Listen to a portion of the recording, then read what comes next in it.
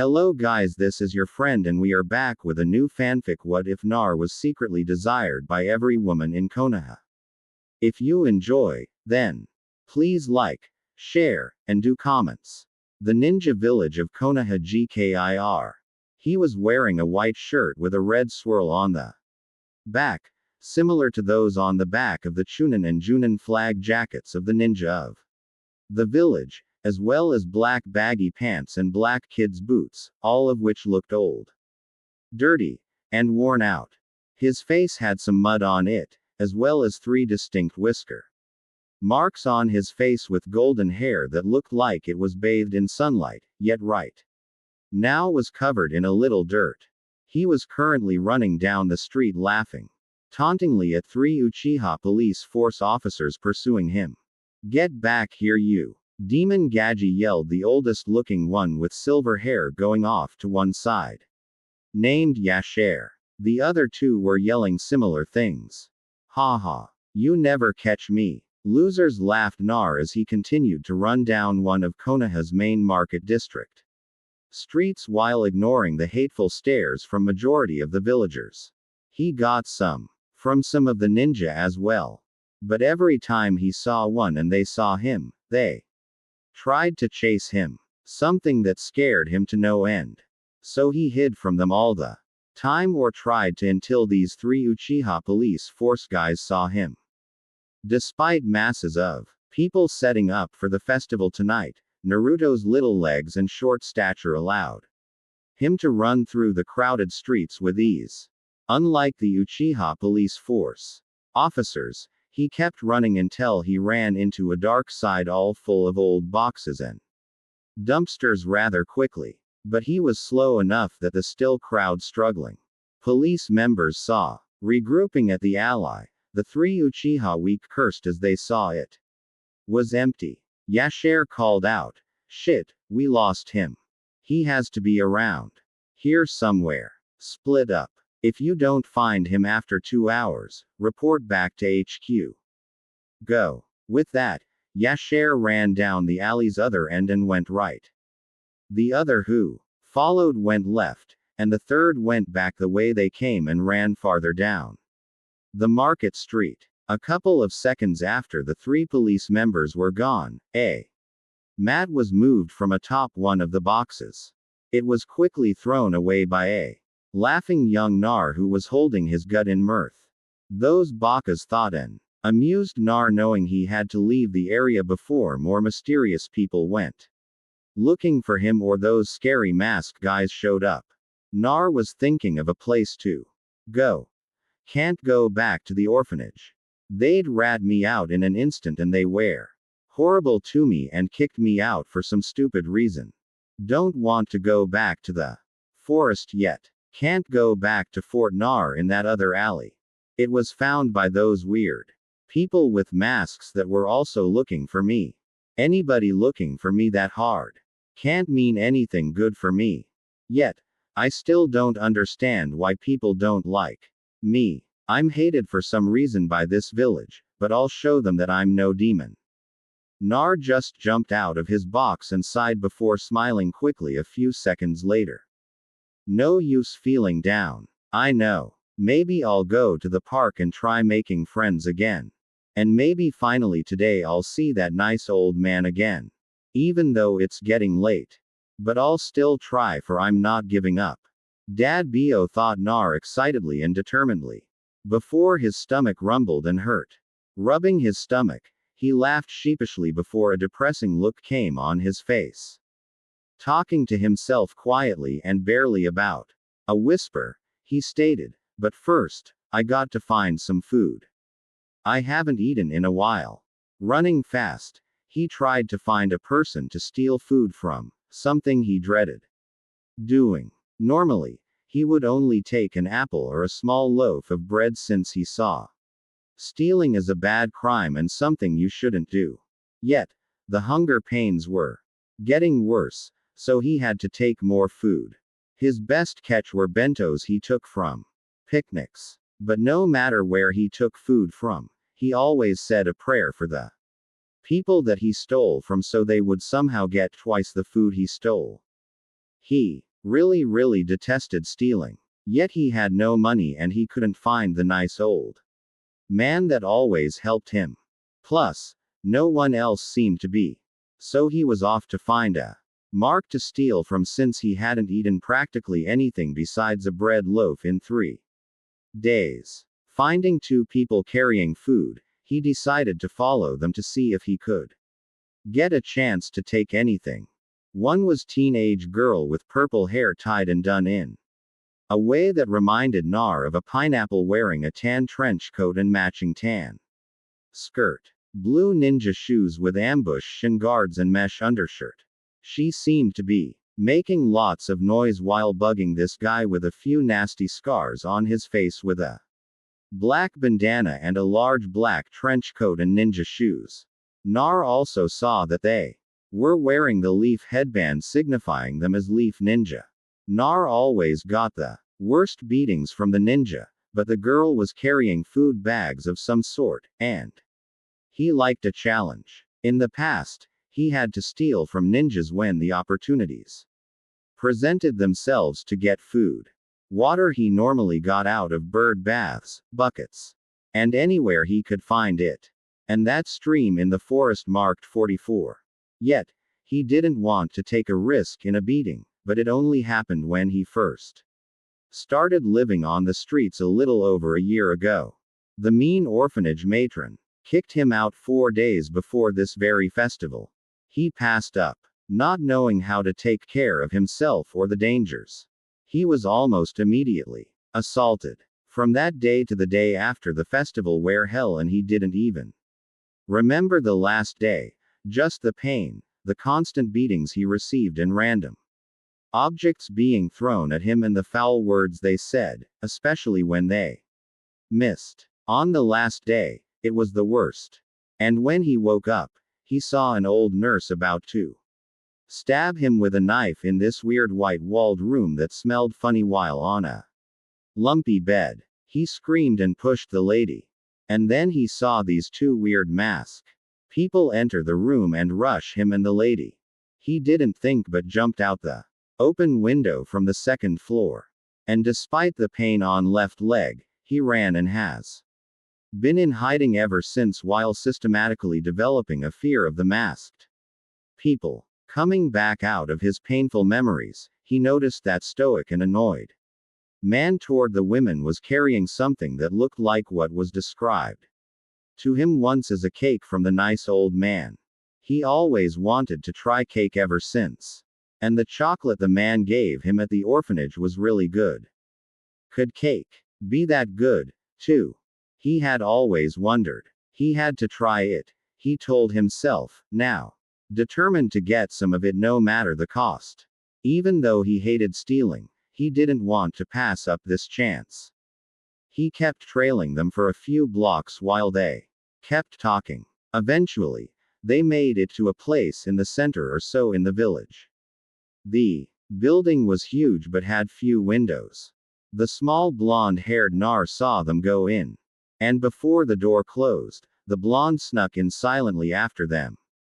Inside, he saw the 2 check in at a front desk covered in bars with a small hand slot and then proceed into a similar set of doors to the ones they came into. All the while, Nar was following. And once again snuck in before the doors closed. He hid behind a couch at the end of the hall near the door that all of them came from. The hall itself white with a few black couches and many brown doors. Just as quickly as they entered the room, they left. While the women seemed very excited, the man was looking a little annoyed. After making sure the coast was clear, Nar quietly went into the room. The room had several couches and chairs and a few decorative plants here and there. That's not what caught young Naruto's attention, though. What he saw had him thinking, jackpot. There were many dishes of random foods and one big white frosted cake on several foldable brown and or black tables. Nar would have cried in happiness had he not grabbed a plate and stared dishing up some of the food with some utensils and chopsticks he found next them. He had to admit the food was great once he started inhaling it. Yugo Isuki dressed in the typical Konoha ANBU gear. With a gray flag jacket arm and shin guards and gray ninja shoes while wearing a cat ANB mask. The thing that stood out the most was her flowing purple hair and violet tanto on her back. The ANBU captain was having a sad day, a very sad day, or should we say year. Even her boyfriend Hayate couldn't cheer her up most of this year. A few months back, she found out that her sensei's son was living on the streets. She was no fool. She knew as well as her boyfriend who Naruto really was. And it pained both of them for a hero to be treated as such. Hayate promised to look for him too on his downtime. Something that made Yugo fall in love with him all over again. Outside of Kakashi, no one worked as much for the mission to find the long-lost Nar in her own village than her. She spent months on the mission and sometimes days on end. And she could tell it pained the third to do so. But he had to put the village first and send most of the ANBU out on other missions. Though it seemed like her and Kakashi kept getting the as the ANBU started calling it Find the Gaki mission. Something that endeared her towards the third. Many ninja were stumped how a little kid could evade them in their own ninja village for so long. Finding Nar was becoming a challenge. Originally some thought he was dead until they found traces of him in various areas. They hit a big break about a month ago when they found what looked to be a home made of boxes in a lightly used alley on the east side of town that an Inazuke Chunin confirmed had Naruto's scent everywhere. It looked recently used and CH parties were renewed with vigor, though they still couldn't find him. Unknown to them was that Danzo Shimer's Nay couldn't find him either. Something that pissed the man off to no end, though he never showed it. Unknown to Nar was that he gained a lot of ANB's and Jun's eternal respect that they couldn't find him or even a hair of him for almost a year in their own ninja village. Even some non-Naruto hating shinobi that weren't ANBU or Jun looked on their spare time, but results varied. Though Atok Abetu Junui and two newly minted Chunin buddies together, Akura Amino and Suzumi Sarugaku could have sworn they saw Naruto in the crowd, but couldn't find him anywhere they looked after the sightings. Though it did start the major man hunts over again. Now Yugo was in every one of these hunts. But the fact that she couldn't find him still saddened her to no end. Checking her watch, she found she was well past her search time and feeling tired. So she depressingly decided to call it quits. Today, she had been searching for 3 whole days. Speaking quietly to herself, she said, "Sorry, Kusha-sensei. I'll find him one day." She didn't know how right she was. Heading towards ANBU HQ after signing in and taking off her cat ANBU mask and putting it in a seal on her right guard, something she learned from her sensei, which didn't help her mood. She decided to take a quick nap before the party since she promised Anko she would try her cake before she left despite wanting to go home. How someone as tomboyish and sadistic as Anko could make some of the best sweets in the world is beyond me. She thought before opening the door to a huge shock that hit her like a ton of bricks. There in ANBU HQ was the very person the entirety of the Konoha ANBU and Ninja Force have been looking for over a year, who she was looking for, and the irony was not lost to her. She also couldn't help but be amazed at the amount of food he was eating or how fast he could beat Anko in speed of shoveling food, and she thought but was brought out of her musings by Nar turning his head up and looking at her. Nar was enjoying the food, especially the cake. He ate 1/4 of it already, as well as a lot of the other foods. Since he hadn't eaten in a long time, or that much for that matter, he figured that he could splurge hunger, putting him in a false sense of security, and even making him forget how much he hated to steal since the food was so good. Survival and childishness, really. After finishing another plate, He looked up and what he saw horrified him. There was a woman, though he thought she was pretty, but someone had caught him stealing. And now he was going to get beaten like always. He slowly got out of his chair and curled into a ball on the floor while he closed his eyes and waited. Yugo, for her part, couldn't fathom why he was doing that until it hit her like a ton of bricks. He thought he was going to be beaten for this transgression. Yugo knew that what she did next would be really important, so she decided to play dumb. She quietly but quickly walked up to him and asked who he was. Something she could see shocked him. There was also something in his eyes she couldn't pinpoint, but could tell one was the feeling for longing and another was extreme pain. To her eternal surprise, he hopped up and looked at her with his finger on his mouth and his head turned to the side as if he was thinking. She thought that at this moment he looked absolutely adorable and the whisker marks weren't helping. She had to force herself not to kawaii and glump the poor kid, though she did take out a camera and take a picture of the boy who seemed distracted before putting it back into her pack. Yugo could see 1,000 uses for this picture later. Though the kid seemed to see the flash and it broke him out of his stupor in surprise. Nar was still very confused by why the pretty lady was looking at him that he saw a flash and then turned to her, wondering what just happened. So he had to ask, "Who are you, pretty lady?" Yugo Tokabetu Junui and two newly minted Chunin buddies together, Akura Amino and Suzumi Sarugaku could have sworn they saw Naruto in the crowd, but couldn't find him anywhere they looked after the sightings. Though it did start the major man hunts over again. Now Yugo was in every one of these hunts.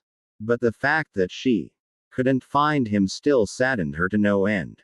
Checking her watch, she found she was well past her search time and feeling tired. So she depressingly decided to call it quits. Today, she had been searching for 3 whole days. Speaking quietly to herself, she said, "Sorry, Kusha-sensei. I'll find him one day." She didn't know how right she was. Heading towards ANBU HQ after signing in and taking off her cat ANBU mask and putting it in a seal on her right guard, something she learned from her sensei, which didn't help her mood. She decided to take a quick nap before the party since she promised Anko she would try her cake before she left despite wanting to go home. How someone as tomboyish and sadistic as Anko could make some of the best sweets in the world is beyond me. She thought before opening the door to a huge shock that hit her like a ton of bricks. There in ANBU HQ was the very person the entirety of the Konoha ANBU and Ninja Force have been looking for over a year, who she was looking for, and the irony was not lost to her. She also couldn't help but be amazed at the amount of food he was eating or how fast he could beat Anko in speed of shoveling food, and she thought but was brought out of her musings by Nar turning his head up and looking at her. Nar was enjoying the food, especially the cake. He ate 1/4 of it already, as well as a lot of the other foods. Since he hadn't eaten in a long time, or that much for that matter, he figured that he could splurge hunger, putting him in a false sense of security, and even making him forget how much he hated to steal since the food was so good. Survival and childishness, really. After finishing another plate, he looked up and what he saw horrified him. There was a woman, though he thought she was pretty, but someone had caught him stealing. And now he was going to get beaten like always. He slowly got out of his chair and curled into a ball on the floor while he closed his eyes and waited. Yugo, for her part, couldn't fathom why he was doing that until it hit her like a ton of bricks. He thought he was going to be beaten for this transgression. Yugo knew that what she did next would be really important, so she decided to play dumb. She quietly but quickly walked up to him and asked who he was. Something she could see shocked him. There was also something in his eyes she couldn't pinpoint, but could tell one was the feeling for longing and another was extreme pain. To her eternal surprise, he hopped up and looked at her with his finger on his mouth and his head turned to the side as if he was thinking. She thought that at this moment he looked absolutely adorable and the whisker marks weren't helping. She had to force herself not to kawaii and glump the poor kid, though she did take out a camera and take a picture of the boy who seemed distracted before putting it back into her pack. Yugo could see 1,000 uses for this picture later. Though the kid seemed to see the flash and it broke him out of his stupor in surprise.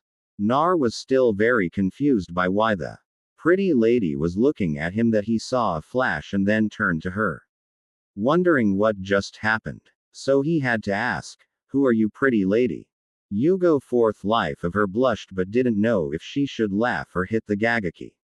Although while thinking that this she realized clueless kid was going to be a chick magnet later in life. He's going to definitely look like his father but if he's clueless like him too. Oh dear. Shaking herself out of her thoughts of the future. She introduced herself as Yugo Azuki but he could call her Yugo. "I'm Naruto Uswamki de Yugo-chan." She smiled and ruffled his head before his stomach growled. She giggled and started fixing a plate of food for him which consisted of a lot of vegetables, some fruit, and more grains. Since she noticed he went after the meat, potatoes, and sweets, especially the sweets, and oh, she so hoped that Anko wouldn't be mad about the cake. She was no doctor, but she knew Nar needed some nutrients in him from a lack of diet. Turning around, she saw Nar shifting his feet and looking down. When she turned around and handed him a plate, Nar started crying. "I'm sorry for stealing your food. I was so hungry. It's been a while since I ate. I'll work it off." Yugo was angry, but didn't show it. She wasn't angry with Naruto. No, he was innocently trying to survive. She was angry with most of Konoha and some of the council for letting this poor boy suffer from their ignorance. He was a hero that protected them every day. And this is what they do to him. Ignore, torture, and starve him. He was a child, and she would be damned if she let this continue.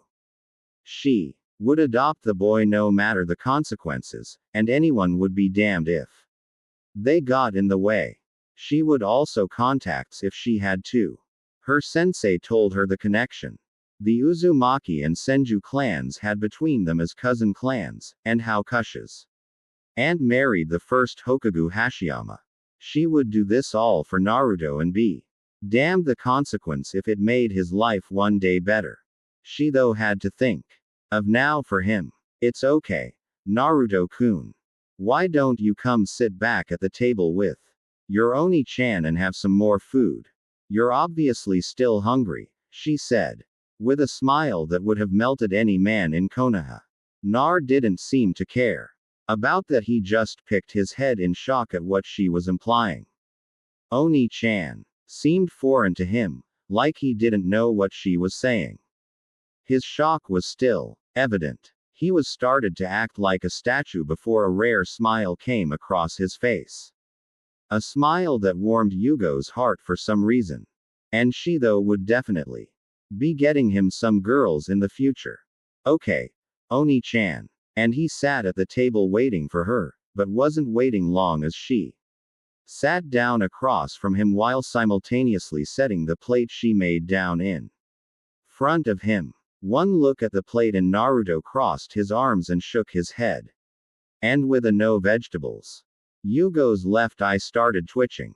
And by now, most guys, ANBU and even Hayate included, would be seen running. But Naruto didn't know this. Plus, Yugo got an idea from what her sensei said she used against her husband a lot. She did the dreaded puppy eyes no jutsu on the unsuspecting Nar. Nar was stubborn and held but barley and shook his head. Yugo could tell this, and although surprised, she decided to add an incentive with the jutsu since she now realized it was Naruto's Birthday today, but up the stakes as well. Your new Oni-chan will let you have the rest of that cake if you eat this whole plate, plus one more of my choosing. All the while praying Anko wouldn't kill her instead. Though she knew Inko had a soft spot for the boy as well for their similar situations. He agreed so fast and practically inhaled the food and the second plate of her choosing. Although she was a bit merciful and only gave him half the vegetables, then the first one and put beef and rice on his plate and the rest of it, it didn't stop him from inhaling this plate as well. Something she thought she would have to work at with him or at least get it to his mother's level of self-control. Keeping her promise, she said that he could eat the cake, but he had to do so slowly. He nodded while she asked him questions as innocently and casually as she could in the form of light conversation. After asking where he lived, he told her that he lived in many places. He explained he made a lot of forts. He rather dramatically and affectionately called them all Fort Nar, which caused her to giggle. His antics reminding her of both his parents in many different ways. Never stopping from his cake, he went on to tell her how some civilians or ninja found some of the places and beat him out of it or wrecked it so he wouldn't come back. He never noticed her eyes hiding in her hair or the dark look on her face. Hell, you probably, if you looked close enough, see hell itself behind her. He then explained how he broke into the junkyard or the sewer, but couldn't get comfortable in those places, so he went to some forest with 44 on it and stayed in there for a couple of days here and there. This scared her to death. She couldn't believe that he would go in there or how he survived thus far. Hell, she was surprised Anko didn't know he went in there since that was her private spot and training field. Damn, she thought. No wonder we couldn't find him. He was constantly moving and he kept going places we wouldn't dream of. He ate another 1/4 of the cake through his story and she was about to tell him that they were going to visit the old man or Gigi since she remembered what the Hokage told the ANBU and some ninja what Naruto called him. Another thing just like his mother but never got the chance. A tiger Tenzo masked ANBU came in that looked exactly like her except he had a mask on and his tanto was wooden. Nar saw him and absolute primal fear came on his face. Something that was not missed by either Yugo or Tenzo. Yugo turned her head to address the still surprised Tenzo, but was not expecting Nar to run away. Though she wanted to face Palm so badly when she noticed that despite his shown fear, he was running with the cake in both of his tiny hands.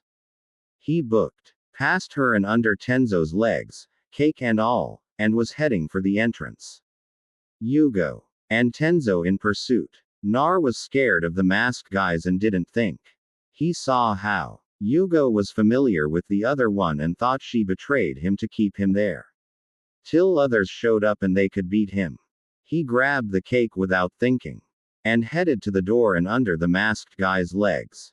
Making it to the door, he noticed the tall, dark, and scarred man that he followed into the building, but not the young women. Surprise was evident on his face before Naruto tripped and then cake was sent flying toward him. The other half of the cake ended right up on Ibiki Morino's face, something that he would later have a hard time living down. Nar quickly got up and booked for the door again as the scarred man was trying to wipe up getting through that one. He didn't stop as whoever was beyond the counter was yelling out at him to stop and he made it out the other door. All the while hearing a loud whistle in the background. He didn't know where he was heading, but he figured the park was the best place to hide and hope the scary masked men and women didn't get him. Yugo, for her part, was confused as to why Nar was scared of Tenzo. She knew Tenzo wasn't a Nar hater, nor that he would do anything to hurt him. In fact, he was one of the few ANBU that worked hard to find her new little brother. Nonetheless, she knew they had to get him back. So she blew the ANBU whistle to get all neighboring ANBU to her location pronto. The whistle was forbidden to use for just anything, as it took ANBU from their assigned tasks in the vicinity of the whistle, which only works for that same ANBU's chakra signature to help with what is deemed an immediate emergency of the highest caliber, and all ANBU who responded would get what they call a whistle bonus in pay. Plus, civilians knew that it is serious when the whistle is used and that the sound of it is known to cause a panic. These are the reasons that it is only under very emergency situations that said whistle is used. Yugo hoped no civilians would hear the whistle, which none did, but knew she wasn't going to get into trouble for using the thing. She knew that practically all the ANBU wanted this mission wrapped up, and that the Hokagu was looking for his surrogate grandson. So, no harm done, but she was not letting Naro spend another night on these streets. Especially being so close. She only hoped that whatever the fear was, he would overcome it. She and Ibiki then brought over 20 ANBU up to speed and told them to fan out in teams of 2. Yugo and Tenzo quickly agreed to be a team, and Yugo was swiftly put in charge as head ANB of the other teams, since she was also the only ANBU captain among them. She quickly put on her cat mask again, and despite being up for over 3 days went out to find her little brother. Nar, being as scared as he was, and with a few tears in his eyes at what he thought as betrayal, headed to the park to find a nice place to cry and hopefully sleep. He was weaving in and out of the streets for several blocks very quickly. Seeing the forested part, he thought it would be a good idea to make a detour through the woods to look for a new place to build a new fort. Nar later, after his assured escape, rushing through the trees, he stopped and hid behind one to catch his breath when he suddenly heard talking. Curiously looking over, he saw a sight that angered him and made him forget about the past few minutes or how he lost that delicious cake. A small short girl was surrounded by 3 somewhat older looking boys who were making fun of her. She had Shortheim style hair with a blue clip on the left side, was wearing a light blue yakuta with 2 sakura petals on it, and had lavender tinted pupil-less white eyes that he thought were pretty. See guys, I told you she was a weakling. She's probably stuck up like the rest of the Hagen, said the apparent leader of the group. The others just laughed and agreed. The girl looked frightened and was shaking and crying. Plea Santo up stuttered and begged the girl. Nar, watching this little scene, was getting angrier. I'll get them for sure for this, he thought with determination in his eyes. She should apologize for her clan's rude actions, said the skinny one in front of her. Agreed, said the apparent leader on her hands and knees at that. And he never got to finish as a rock hit him in the back of the head. Turning around, while simultaneously rubbing his head with his left hand, he and the other 2 boys were on alert. Who threw that? Demanded the leader. Nar jumped out from his hiding spot behind the tree, stuck his tongue out, turned around, and ran back behind the tree. Get him! Yelled the leader at the others as they ran behind the tree, in both shock and anger. As they were rounding the tree, Nar swung back a large branch and let it go. Before the 3 older kids could act, it promptly hit them square in their faces, sending them tumbling down to the ground in a heap. The 3 bullies looked up in a daze before all 3 were punched hard in their faces. With a big grin and pointing toward the girl, Nar declared, "That's for her, Yubaka bullies." Nar never noticed the big blush that appeared on the girl's face after he declared that. The bullies seemed to be coming around after that declaration, and in complete spontaneous yet protective action. While laughing at the bullies, he grabbed one of the still blushing girl's free hands and ran. As the duo continued to run to nowhere in particular through the park, Naruto never noticed the girl's now completely red face, which could rival a tomato in redness and was still getting darker. They kept running all of through the wooded sections of the park, but finally stopped running near a pond surrounded by rocks of varying sizes and under a shady willow. The girl was panting, but Nar was only a little winded. After getting his bearings, Nar held out his hand and said, "Nar Uzumaki, want to be my friend?" The girl was still red and looked at his hand for a long second until she shyly shook his hand and stuttered, "Hi, Ayatada. Huugadeu. For saving me and sway I be furry NDS with Yoyuya."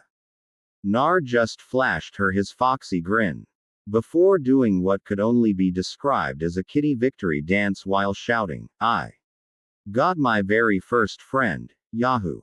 Hinata could only giggle at his antics.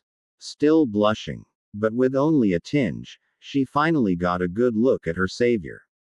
And all she could think was, "Those whisker marks are cute." Her blush, which was mostly gone by now, was now once again in full swing. Nar never noticed before he suddenly hugged Hinata tightly as she swung her arms up and down in panic, almost fainting. "Yeah, we'll be the best of friends. Okay," yelled Nar excitedly, in which Hinata, blushing redder than a tomato even and looking more like a volcano after bursting, could only nod in embarrassment and slight happiness. Letting her go excitingly asked her if she wanted to play tag and she not trusting her voice could only nod. Nar was having fun for the first time he could recall and they were having so much fun that they forgot all of the important stuff like the kids they were and missed that it was getting dark.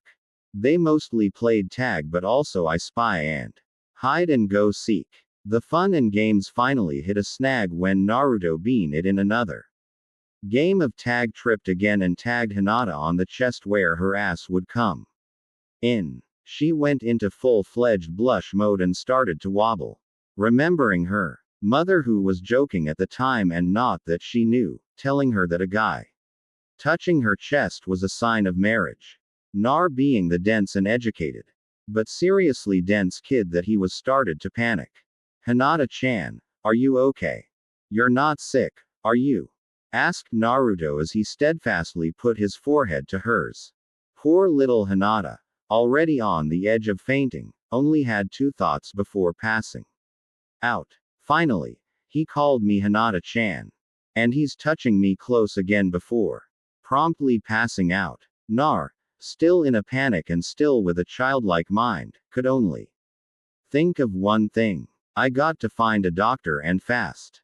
Not wanting to leave his new best friend by herself, he softly and gently grabbed her arms and put them around his neck and positioned her around so he was carrying her on his back.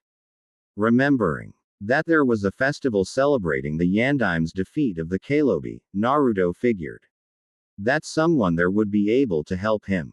I was hoping to enjoy it tonight since the orphanage lady never let me go, he thought. His thoughts quickly went to his new friend and he knew he had something else to do.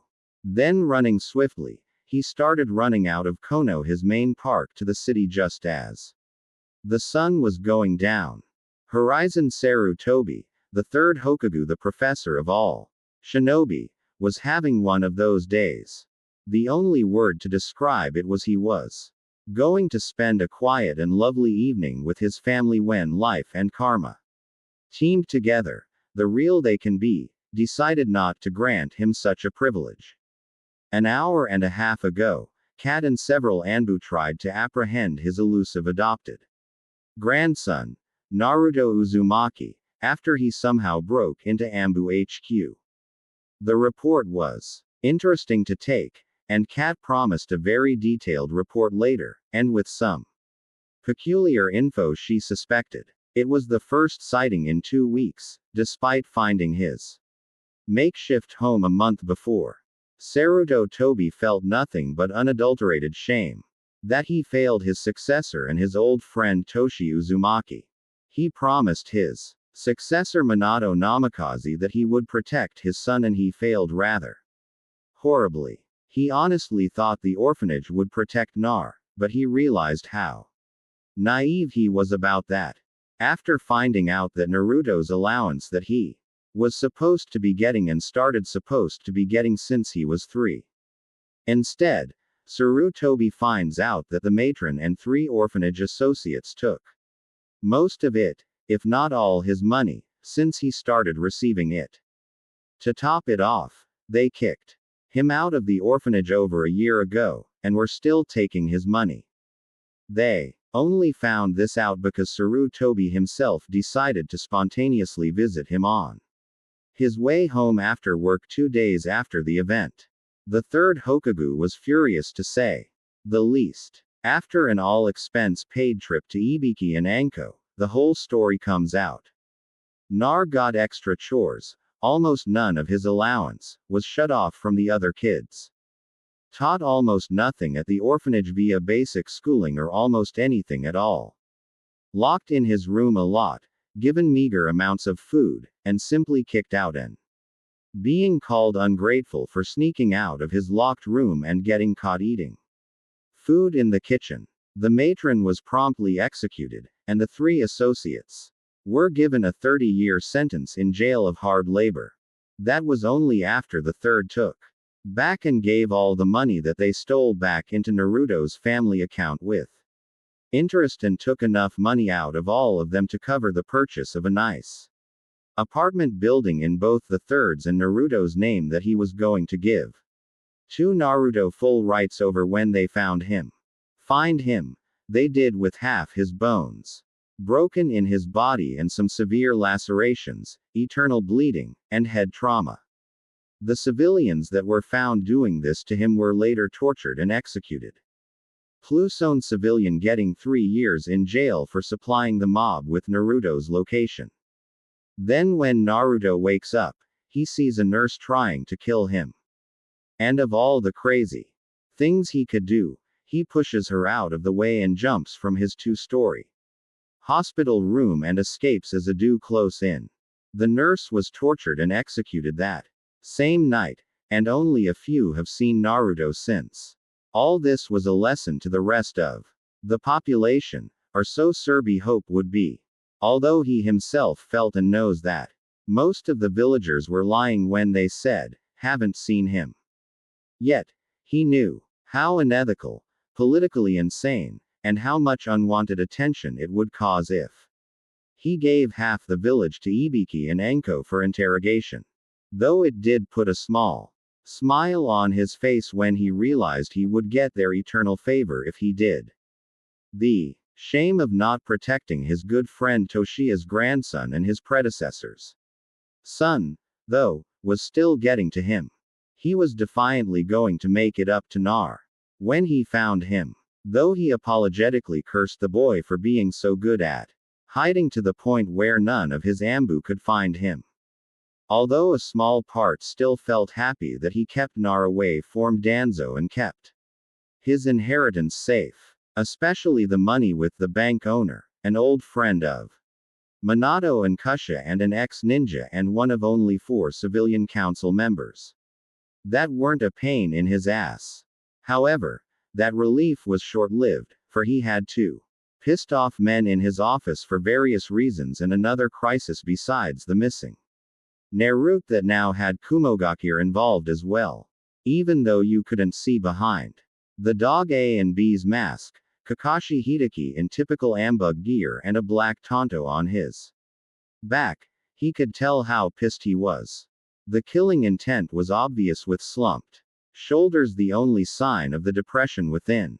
Then bring into the picture the usual stoic Hiashi Hyuga in near-blind panic rage that only got worse when he found out that Naruto still wasn't found. The third never saw this much emotion from Hiashi. Well, ever Hiashi was wearing his clan's typical wear of a white kimono. And with his long brown hair tied at the end, rubbing his temples while smoking his pipe, the Hokage kept repeating like a mantra. I'm too old for this, why me? I'm too old for this, why? Blowing out some smoke from his mouth. Serbi in his Hokage outfit and Hokage hat on his head, just sighed before straightening himself up and looking at the duo. Dog, any news on Naruto's or Hinata's whereabouts? It's Naruto's birthday today and I have a gift to give him, asked and stated the Hokage with some prodding authority. The Hokage, already knowing that he lost a lot of respect from the head ANBU captain and third behind the leader of all of Konoha's ANBU. The dog masked anew, straightened himself up a little bit and lessened the killing intent. But the Hokage only heard that because of his sensitive ninja ears. The ANBU captain dog looked at Sarutobi and shook his head. Sorry Hokage-sama. His scent is all over Konoha. He seems to travel a lot and it's interfering with the search. But some ANBU lead by cat have informed me before your summons that they have freshly tracked him to Konoha Central Park and that we may get him yet. Also reporting to her is a second team about the young Hyuga heiress and has informed me two similar results.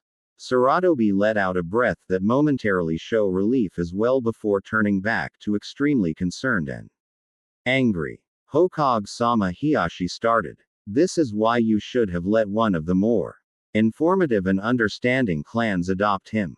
Shikaku, I and Murakumo have all tried to and you stop us.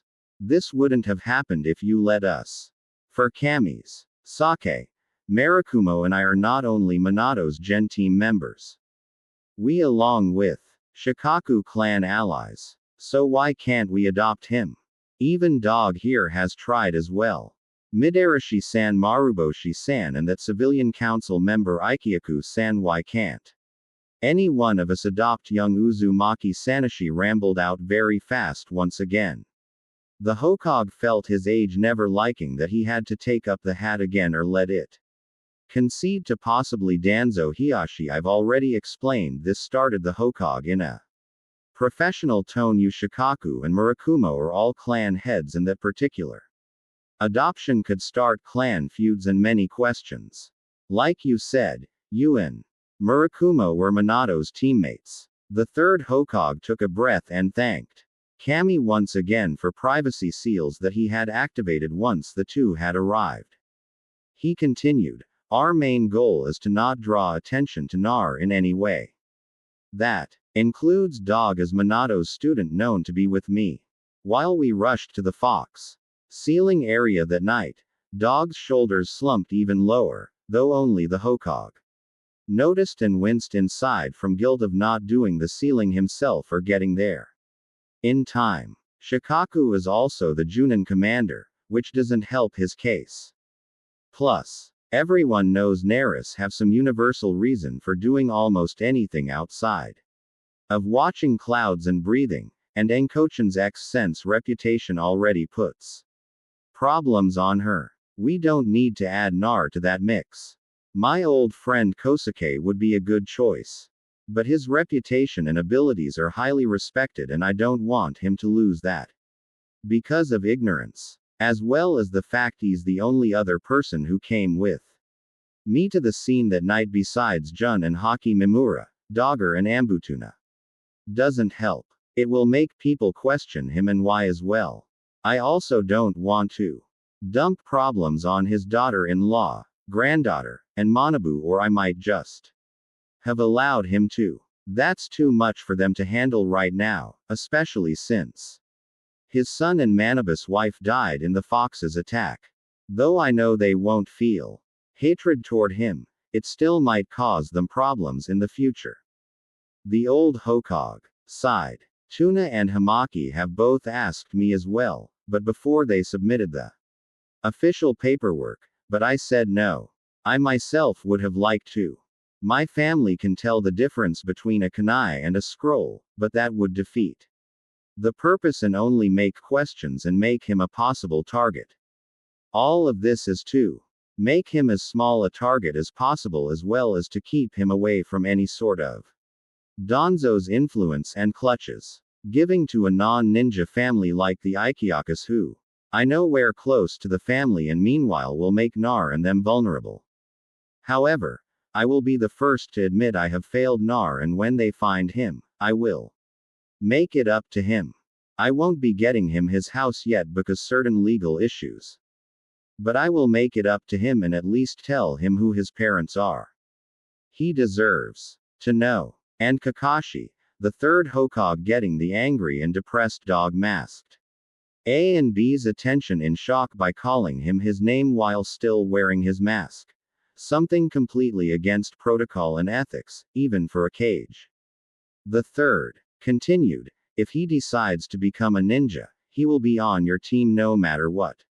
The council says, and who's against? The council can be damned. I'm the blasted Hogue, and I need to show it. I've been too lax for too long. The Hogue's new fire and speech, somewhat unknown to him, got him some valuable and much needed points. From Kakashi and Hiashi. The next thing is that Jiraiya is going to come and do some of his godfatherly duties finally, and so he will be looked well after. Kakashi and Hiashi were surprised, but before they could comment, the third then turned to Hiashi, who looked somewhat taken back by what was just said, but with a still schooled, worried face. Now, Hiashi, the Kumo nin that the panicked Ko saw entering the Hyuga compound via the wall, spilled everything. Apparently, he was tasked by some of the Kumo elders to kidnap your daughter, but he doesn't have her, addressed the Hokage. The Hokage saw some relief, but a still panicked Hyuga. It's a good thing your brother saw Ko jump over the wall after him and helped subdue the Kumo nin. It was extraordinary luck that we have this opportunity and people witnessed this. Now we have a live nin and valuable intel. It seems Kumo thinks they are going to win, but we have a good political bargaining chip. Now I know it's not my business, since it's your clan, but can I inquire what is going to happen to young Ko for misplacing your daughter and heiress? The room was quiet for a moment before the Hyuga patriarch spoke. You don't have to worry, Hokage-sama. I have no ill intentions. For County, this is not the first time this has happened. County has informed me that she runs off all the time due to her curiosity of the life outside of the compound, but he normally finds her within 3 minutes or less.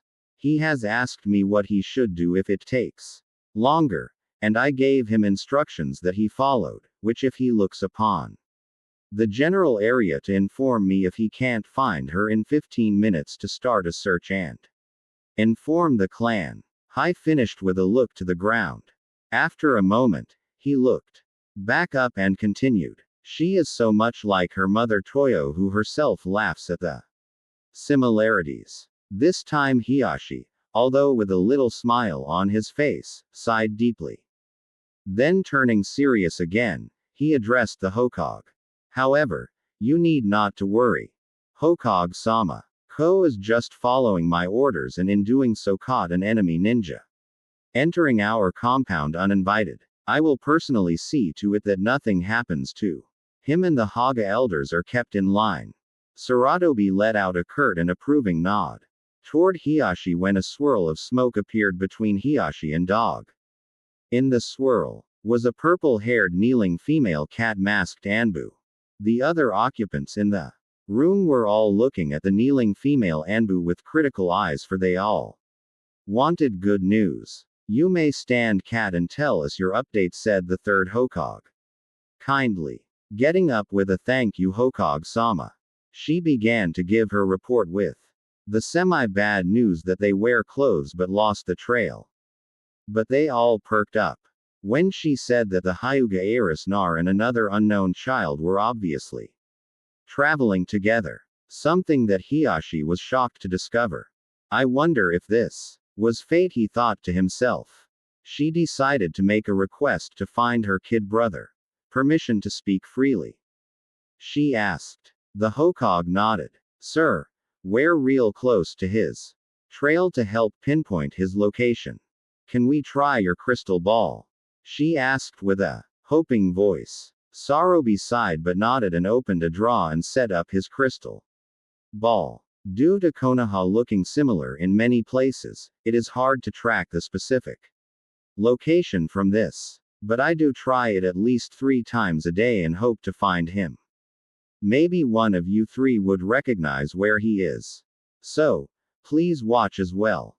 The Hokage inclined. The other three nodded, especially Hiyashi, who was wondering what Nar and his daughter were doing and who the third person they were with is. What the crystal ball showed garnered a lot of killing intent from the occupants. Nar was holding back a mob that was attacking him while also protecting two girls, one of which was Hinata Hyuga. The other girl was quickly identified by the Hokage. That's Kosuke Maruboshi's granddaughter, Junko. I wonder how they all met. The aged Hokage thought. If anyone saw all four occupants of the Hokage office, it would be hard to say who was the most pissed. With venom in his voice that promised punishment, the Hokage had to ask, does anyone know where they are? It took a 2 agonizing seconds before he got an answer.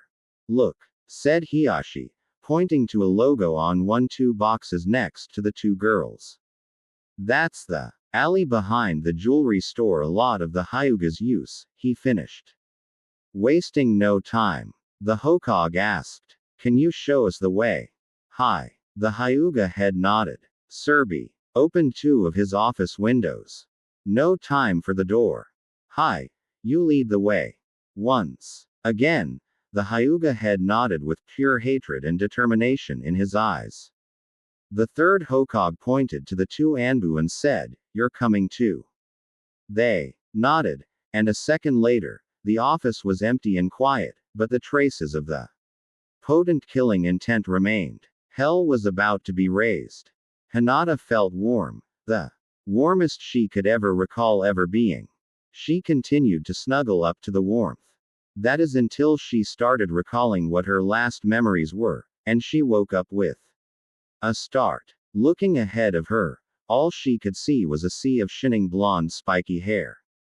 She was memorized before realization hit her. She turned 8 shades of red and then eeped. Nar, for his part, made it 3 steps out of the park when he heard it and felt Hinata wake up. Stopping, Naruto asked, Hinata-chan, are you okay? You passed out. Hang on, I'm going to go find a doctor. Okay. Hinata, for her part, looked bashful and turned an extra 4 shades of red. That smoke started pouring from her head. Nar made it to the end of the block when Hinata found her voice again. Naren, please put me down. I'm okay. Honest. Nar obliged, but still looked worried. While Hinata was still beet red, but had calmed down some.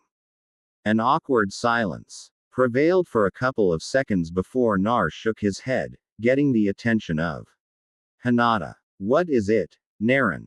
She asked. Nar just shook his head again, but this time with a smile. Just call me Nar. We're friends, and plus I don't really care for honorifics. Hinata could only shake her head. Friends we are, but I will just call you Narun, and you can keep calling me Hinata-chan. She answered shyly while simultaneously shuffling her feet and peeking at Nar out of the corner of her eyes.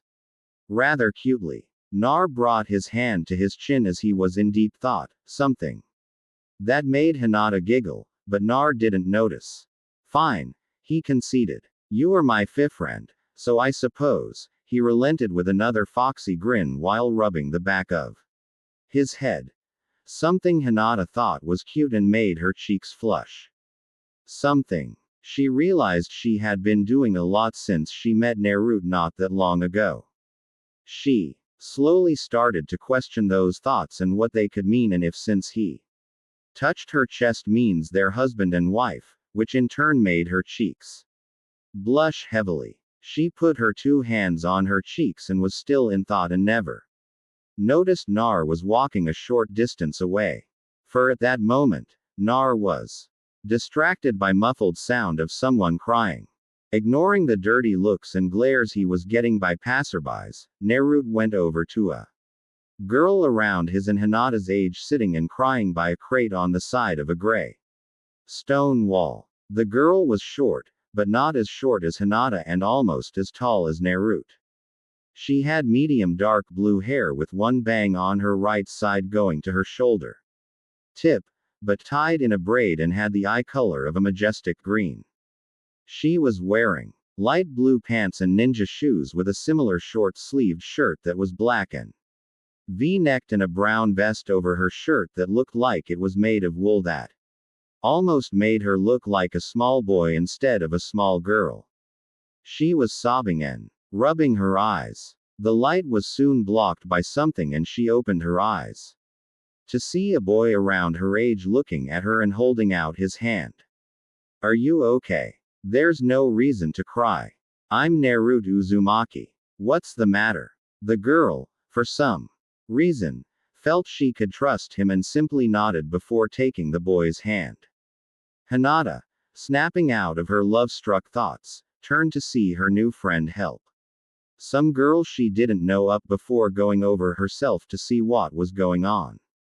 I'm Junko Maruboshi and my grandfathers were taking me through the festival when we got separated. Now I'm lost, explained the girl looking like she was going to start crying again. Nar being Naruto put the thumbs up sign and said worry Junko-chan. I'll help you find your grandfathers. It's a promise and I won't go back on it, declared Nar. Just after Nar finished, Hinata made it over. Feeling a little shy despite her confused feelings, her kindness went out though, and she felt for the girl for her plight. This in turn made her realize that she was separated from her guardians and missing from her family. She went over and yanked a little on Naruto's shirt sleeve, getting his attention. A little shy, she said. Naruto__, I'm in the same boat. I need to get back to my house. My family is probably worried. Nar didn't even hesitate that I promised to help you get home to Hinata-chan. Then turning to look from one girl to the other twice, he suddenly and dramatically pointed from to the other girl. Hinata-chan, this Junko-chan. Then pointing to Hinata, he finished with Junko-chan. This is Hinata-chan, my friend. This made both Junko and Hinata giggle at his antics. I know. Why don't you become our friend too? Junko-chan, explained Naruto in kind way. Junko, for her part, just smiled and nodded. Hinata smiled happily, if not a bit shyly as well. Then Naruto's face became serious and thinking like something that took both girls back a little bit. Do any of you know where you live? He asked anticlimactically. Both girls just shook their head after sweat dropping. Silence prevailed for a couple of seconds before Nar declared dramatically. Then we'll walk around until one of you sees something familiar or someone you know and can help. Both girls just facepalmed at his way over dramaticness. Let's go, Dad. Bio, he declared as he started walking down the street.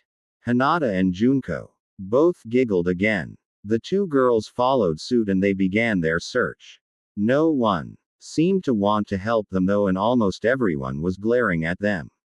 Plus, it was now really dark outside and the lights were all on all over the festival. The girls were getting uncomfortable though with all bad looks they were getting until finally Junko asked the obvious, why are they glaring at us? Huh, said Nar so busy looking around at the festival and the going-ons that he didn't hear the question. I asked Narone, why are people glaring at us? Nar just bopped himself in the head. Something that brought small smiles to both the girls' faces before his revelation. Oh, they're glaring at me for reasons I don't know. I even got kicked out of the orphanage by people with similar glares, he said casually. Too casually, never noticing the girls' faces completely darken. A thick silence prevailed as the two girls glared back at the glarers. Something that threw some of the glarers for a loop. They're glaring at the kind boy trying to help them and didn't seem to deserve this treatment, which he also didn't notice. Junko then thought of another question. Naruto, if you got kicked out of the orphanage, where do you live? Hinata thought it was a good question and also wanted to know the answer, but for a different reason. Nar stopped walking and thought for a moment before surprising them both by waving his hands in the air and declaring rather loudly, "Fort Nar," something that made both girls giggle at his antics temporarily before they heard the next part. Resuming walking, he then said, "Some people found it, so I had to build it in some other alley later tonight. And I had the good boxes, too." Both girls were shocked that this nice boy who desperately trying to help them was living on the streets. They both saw that he looked dirty, but to be homeless at this age, it broke their hearts. Hinata was especially sad, for she didn't think her clan would help him since he wasn't part of a clan and he had no fame or money. Despite her age, her political skills were top-notch, something that was taught beginning at a very young age to the Hyuga children, especially the heiress. Her Ka-chan would surely help Nar in some way, especially since he was helping her and saved her. But her 2 cents might be harder to convince. If only she knew the basics of the going-ons. Junko was thinking that if anyone could help him, it was her grandfathers, people she always admired and always seemed to know what to do. Surely they could help. But now they still had to find them or someone helpful. Their musings were brought to an end by Nar. "Hey, look, there is a ninja. Maybe he could help. Hinata-chan is from a ninja clan, right? He should know where they're at," he explained excitedly while thinking back to that clan revelation. When their child minds realized that finding a specific person failed and Hinata told Nar and Junko that the Hyuga were a ninja clan and lived in a clan compound. Both girls weren't far behind as Naruto politely tapped the Tunin on the arm. The ninja with a Tunin flag jacket was talking to another Tunin. Two things went through the minds of the two girls while looking uneasily at each other. One, that his breath smelled weird. 2. They were glaring at Nar like the other people. Nar himself smelt the two ninja but didn't seem to notice the glares since he was so absorbed in wanting to help his new friends. The two girls had a bad feeling and looked uncertainly at each other. Again. It was quickly proven right. Nar didn't even get to ask his question for help for his friends before a hand shot out and lifted Nar up by his throat, choking him as well. Well. Look here, Taiji. The fox has come to play," said the ninja in a drunken sort of voice. Taiji, the other ninja, also obviously drunk, laughed. "You're right. Bacon. What should we play? Operation?" he asked. Hinata, doing something very not Hinatike, and kicked the Tunin Bacon in the leg hard. Junko didn't bother with the legs. She kicked Chunantai in every guy's weak spot and forced him on his knees. Bacon, due to pain, had dropped Naruto, who was gasping of air. "Damn," said Bacon. "The demon has __, he probably brainwashed them." Tai was seething. Brainwashed. Are not that __, hurt. The __, need to be taught a lesson. Both got up slowly, and Tai took out 2 kana and threw one at Junko, who was now too scared to move. She closed her eyes and waited for it to hit, while tears fell from her face, but it never came. When she heard a grunt, she opened her eyes and there was Nar with a kunai in his upper right arm. "Don't hurt my friends, you're jerks," shouted Nar. Hinata, for her part, had only just started learning her family's fight style, the gentle fist. But she was going to do her part and got in her stance. Junko was still silently crying and could only say, "Nar." Bacon spat on the ground while Taiji in his drunken stupor yelled to the nearby villagers, getting their attention. Some of which were as drunk as Taiji and Bacon. "Hey everybody, here's the demon child and he wants to play tag. We're all it, so let's get him." There were several shouts of agreement, mostly from the drunker ones, while Naruto was shocked still. He wasn't for long as a sake bottle flew by and barely missed him, grabbing Junko by her left hand and Hinata by her right arm as she was going into a juken stance. They ran. They ran and they kept running for 3 blocks while being chased by a mob of mostly drunk villagers and 2 drunk Chunin who were shouting war cries and insults at Nar and Fu to the 2 girls as well. Using his and his friend's small statures, he expertly negotiated through the crowd that was started to part for the mob. But Nar was a step ahead. He managed to duck them into a small dead-end alley that seemed like only 2 people side by side could walk through, and they hugged the wall as the mob drunkenly ran past wielding various sharp and pointy objects. Nar himself sighed in relief with a kunai in his arms. Still, both Hinata and Junko were crying. We lost them now. He never got to finish as a ninja star embedded itself on back of his right hand. There, near their only way out, stood Taiji spinning a kunai in his left hand. The 3 got off the wall and slowly started backing up toward the dead-end wall while Nar also pulled out the 2 ninja weapons from his body and dropped them on the ground. They were only a few inches away when Bacon jumped down from the roof and kicked Nar square in the chest against the wall. Naruto __, shouted the girls almost perfectly together before their world went black as Bacon chopped them in the back of their necks. Tai was meanwhile calling back some elements of the mob to their location. Nar rushed forward and despite his injuries had butted the tunin in his stomach and caught the girls. He put them down together in left corner next to the 2 big boxes before turning around and stepping toward the now half reassembled mob. You're going to pay for that one demon and your __. 2. Spat Bacon. Nar knew he was surely going to die, but he would do everything in his power to protect his friends at all costs. He just got into a defensive position 3 feet from his new friends when the 2 drunk Chunin and 9 villagers charged. Standing his ground, he tried to push them back but was met with 2 kunai in the gut and few punches from a few of the villagers. That's for my father, demon yelled one of the drunken villagers. Another splashed sake on him, mostly going to his chest area. One of the villagers seen Naruto coved and sake threw a match on him. This is to finish what the Yandami started 6 years ago. You being the demon should have died that night, yelled the villager after he threw the match. Screams pierced the air as Nar fell down in a desperate attempt to put out the flames. As Naruto was doing so, the villagers and the tunin were continuously kicking him, which caused the 2 kana to go deeper into his body.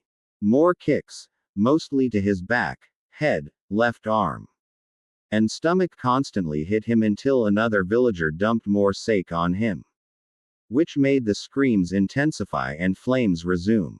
After a few minutes, it was temporarily calm. Nar put the fire out from rolling around, but was bleeding from a huge gash on his face and 2 gaping holes in his stomach, several broken bones, minor gashes, and burns over 60% of his body and many other injuries.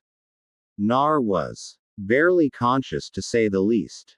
The mob was cheering that they killed the demon and dancing around a little bit. But Nar was not dead and was determined to protect his friends and trying to get up, but couldn't move.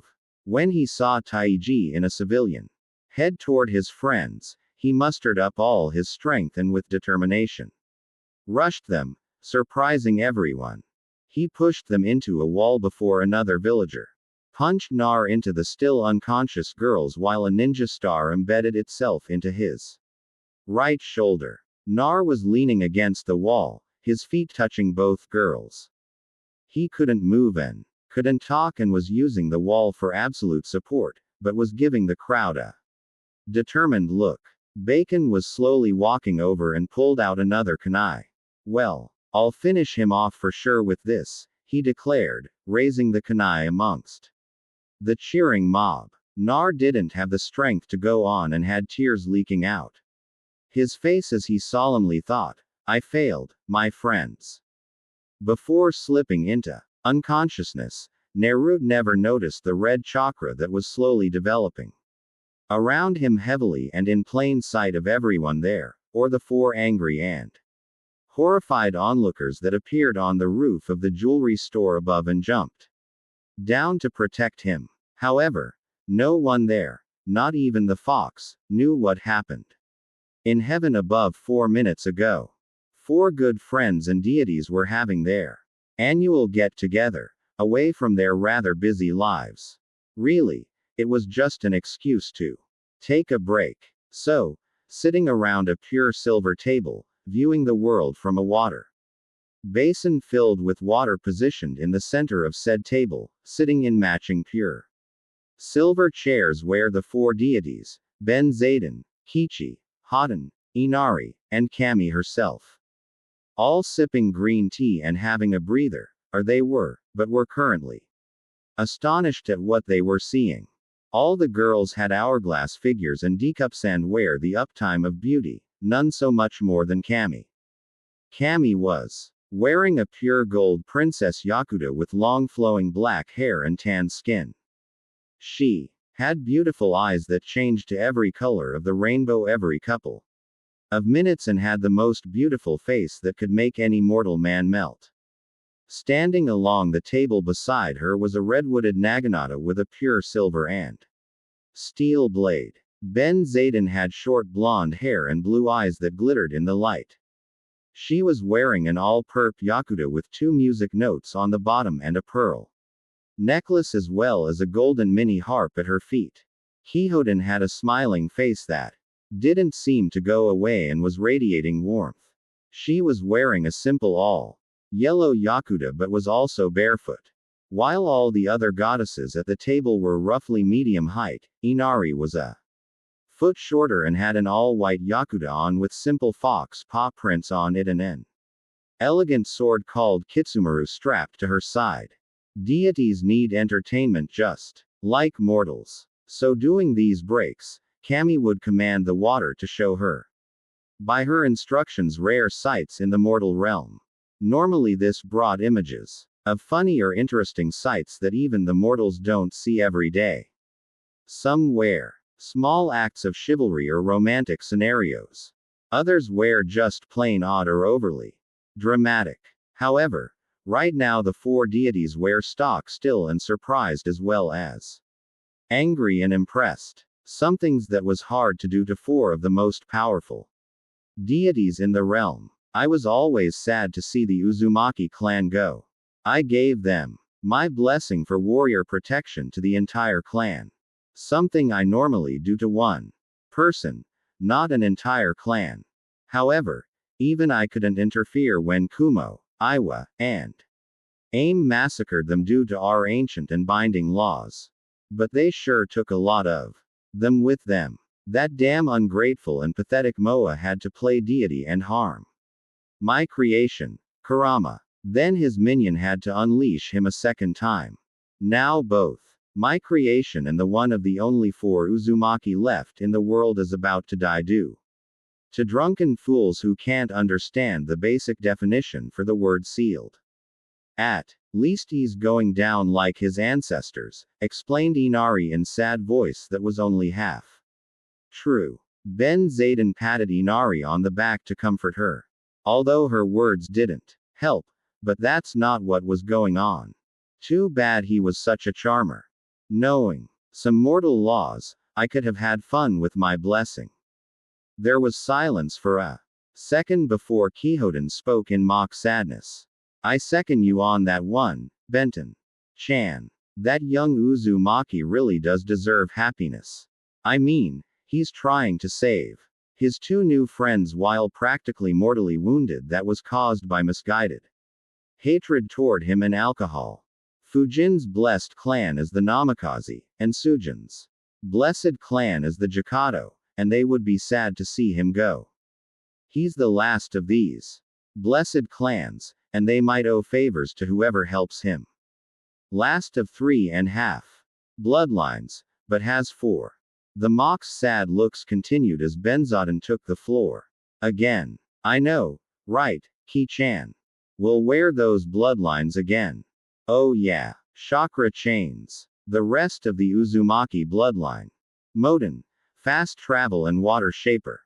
Meaning he is last of 2 of those clans, and between the other 2 he only has 1 relative and the other he has 2. Not to mention he was the child of prophecy. We the deities, as more importantly, because we all want an extended breakup here in heaven to have a simple extended vacation with little interruption and less paperwork. At least he will get to meet his dad and mom. For all the mortals think that seal he used to seal the fox will forces him to stay in the stomach of the Shinigami for all eternity. Too bad that mortals can't completely play deity. And only Kami-chan here gets to decide who belongs in heaven or hell. Plus, it doesn't hurt that the Shinigami can only stomach evil or bad souls. The other 2 just nodded, besides Kami in mock depression. All of which were looking at Kami out of the corner of their eyes and smirking on the inside. Kami is the only one who can authorize the breaching of the ancient pact. Or more precisely, she wrote it and can tweak it a bit for the other deities. To get her to move and do so is hard and only happens rarely. Despite her being the deity of creation and ruler of the deities for this realm, her outgoing and hard-working personality, she is also very shy. Her only friends are these 3. Which more than not are her very best friends.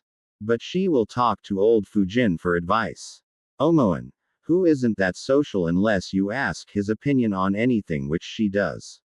Here and there, mostly when there is a major dispute in heaven, and her aide, and the one who brings all the paperwork to her office. Amaterasu Uzum Aim no Uzu talks to her like a big sister, and she doesn't mind it, but she also forces Kami heavily out of her comfort zone with her wildness, but Kami does consider her a friend. She just has too much fun and forgets to visit until she drops in unexpectedly. Kami herself had a weird look on her face, and she knew what her friends were trying to get her to do. She couldn't help but agree with them, but the paperwork and amateur sass scolding that was sure to come from this was not something she looked forward to. I don't think we should do this. You all make valid points, but letting nature take its course and free will are the mortal's domain, and we shouldn't interfere. Kami explained quotingly. Her friends looked crestfallen, but still determined. Something Kami knew meant trouble for her. Before she could contemplate anything else, a pair of hands started grouping her ass, fighting in her seat and trying to get the strong hands off of her. She also almost immediately smelled alcohol. Yusuzu-chan stopped, begged Kami to the tall deity in a red yakuta with sakura blossoms all over it covering J-sized death, but a rip on her left sleeve and a giant open sake bottle tied to her obi. Come on, Kami-chan. Aim no Uzu Kud. I have the biggest party planned and I can't do it until that young mortal brings peace. Me and Fujin have been making sake up the wazoo. So, let's do something to help them out. Kami was hit dumb for a second as Yusuzu stopped fondling her. Them. Kami screamed before Yusuzu fondled her harder, causing her to moan. The others were all embarrassed but listened closely. Yes, them continued. Yusuzu still seemingly absent-mindedly fondling Kam's s. Well, her face showed she was thinking. A fact not known to mortals is that Uzume was infamously spot on with odds and predictions and is well informed, which made her a horrible person to bet against during the monthly deity poker night. That one ANBU Kakashi has lost his whole team, his father, his sensei, his secret love, and adopted family. And the way things are going, it's going to get worse. And if we help him, he'll help that young Uzuaki better, which will bring our much-needed vacation faster. His clan will also go back up into full clan status if I think what might happen. Then there's is the current Hokage. He will die by his predecessor seal. The only thing you almost sent the Yandami to hell for all the paperwork it caused. The third Hokage will probably die trying to kill that pain in the ass Oromaru. That has been a pain in the ass forever and has even caused me undue amounts of paperwork in my department of rivalry. If we help him, the job will get done properly and the paperwork will lessen and his son would also live and we can stop Kazuma sooner, which would cause less paperwork. And many lives will be saved.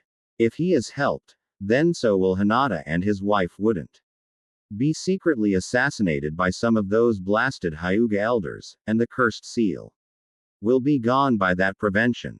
That would lessen the paperwork for you for all the centuries to come, and I can finally throw a party at the Hyuga compound. Now if that last ANBU is helped, her boyfriend will be saved and cured. That's also if we help Nar out as well. But if we do help her, she will marry her boyfriend and bring happiness to Konoha. Through many people. This will also help Nar as well. Plus, they and their kids will develop a new form of kenjutsu and start a dojo and a clan.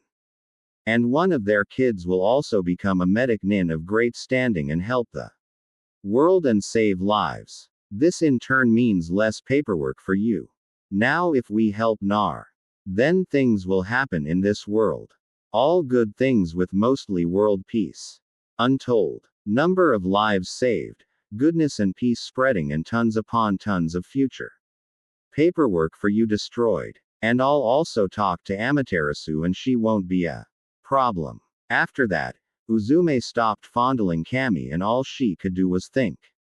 Hook, line, and sinker. Good thing I kept the blackmail material of how I really got Amaterasu out of that cave. Everyone else was too drunk to notice. The others were softly giggling to themselves and knew what was coming next. For Kami, she didn't even realize that Yusuzu stopped fondling her. She had stars in her eyes and like song and mantra, she kept repeating over and over again. Less paperwork. As if her life, she's immortal, depended on it.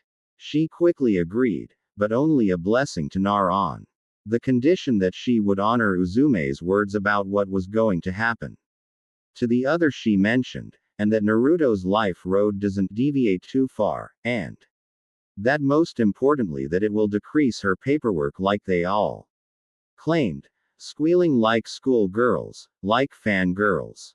At this rare occasion, the women quickly thought of what they were going to bless Nar with.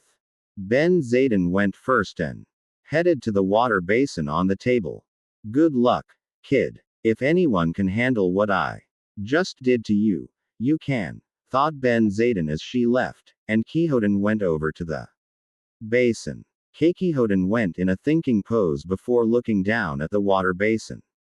Your life is destined to be hard, and luck shows itself here and there to every mortal. Naruto. Uzumaki, I bless you with incredibly good luck when it comes to survival and general things that are outside of your destined road. You'll find luck more than any other mortal or when you least expect it. So, your general luck as a mortal increases, as well as your survival rate. Kihoin finished and walked away. As she was passing Inari, going to the water basin, she had the amusing thought of, I wonder how many bets she can win in a lifetime. Inari, for her part, looked pleased and serious at the same time and started her blessing. Your ancestors were one of my favorite people and were very good warriors in their own way, for every warrior has a style.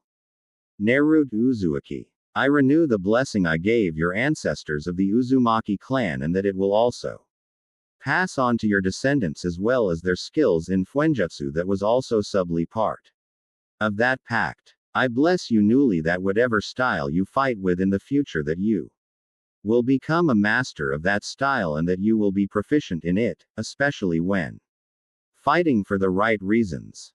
Leaving the altar, Inari was surprised to see Kami step forward. Like noted before, Kami rarely lets people mess with the destinies of people. Deities are allowed to answer prayers and bless people and or when they along and or their ancestors have been moral or righteous have a God's undivided attention and ultimate blessing. Besides answering some prayers, Kami herself has never blessed a specific person. And then doing so when she is bending the rules was surprising to them all. Although they all sweat dropped, Kami included when Yusuzu started cheering her to the water basin. Taking a deep breath, Kami started. You are the first one that I'm giving a blessing to. So, please feel honored. And I'm also hoping it lessens the paperwork. But like the others here, I would also feel bad if you died the noble death that currently awaits you, even though it's a 50-50 chance right now. For that and not giving into hatred for how people treat you and your kind soul into simply wanting to change people's views of you as well as protecting two innocents from harm in the most painful and determined way. I shall grant 2 of your prayers and give you a blessing. Both of these may take some time, but I grant your wish that you should have a family. You yourself probably won't see it at first, but it will be there amongst your friends and neighbors and will gradually grow. Second, and this one will take the longest, but it does coincide with your destiny. Destiny is never written in stone, but generally things are meant to happen by your choices. So, I will give you the power to change people's minds when done in the right way about things. And in a sense, you will become an enigma in and on the mortal and ninja realm more so than you are now, despite you already being one. And now, for my first blessing, I bless you, Nar Uzumaki, into simply following your dreams. It will be your choice, but if you work hard enough, all your dreams will come true as long as it has either or both morals or love and or is done for the right reasons. I also offer you 2 gifts as well, and that is I will remove the very well hidden placement and filter seal that headache Danzo placed on you as a ruse to get you under his misguided control. I hope this helps you and that it ticks Danzo off and more than anything lessens the paperwork. I also will give you Kyobe's other chakra back in hopes that it helps you. The seal would have given it back eventually, but I'll let it happen sooner. Kami smiled, bowed to Nar in the hope lessening the paperwork, and strode next to the others who have blessed him.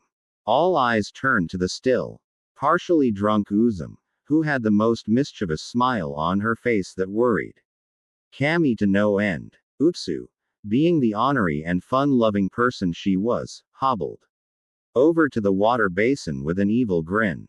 She had always wanted to do this to someone simply out of curiosity and entertainment purposes. Well, the first part. Anyway, she wanted to make him drunk-proof, but the Kaiu would just get rid of the alcohol in his system anyway. Naruto Uzumaki, I bless you with the power. The others leaned in and Kami was starting to sweat at the possible problems this could cause. Utsu was looking like she was thinking long and hard, but inside she was laughing and thinking how much fun this was going to be. Like your mother before.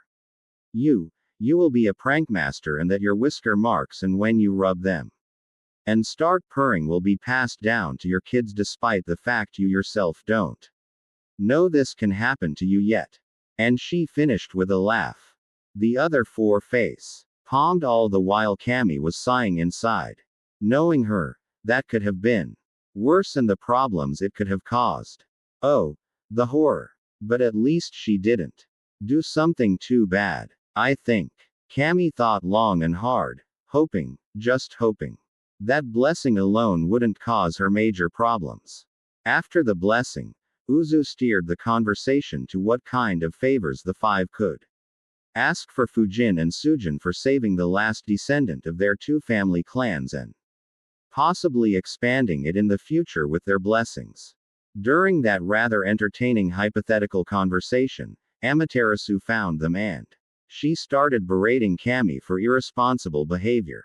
She was quickly silenced and red-faced by Yusuzu when she whispered something in her ear and left rather quickly, making the other women both curious at what Yusuzu refused to tell them what she said, and a good round of laughter at the poor deity's plight.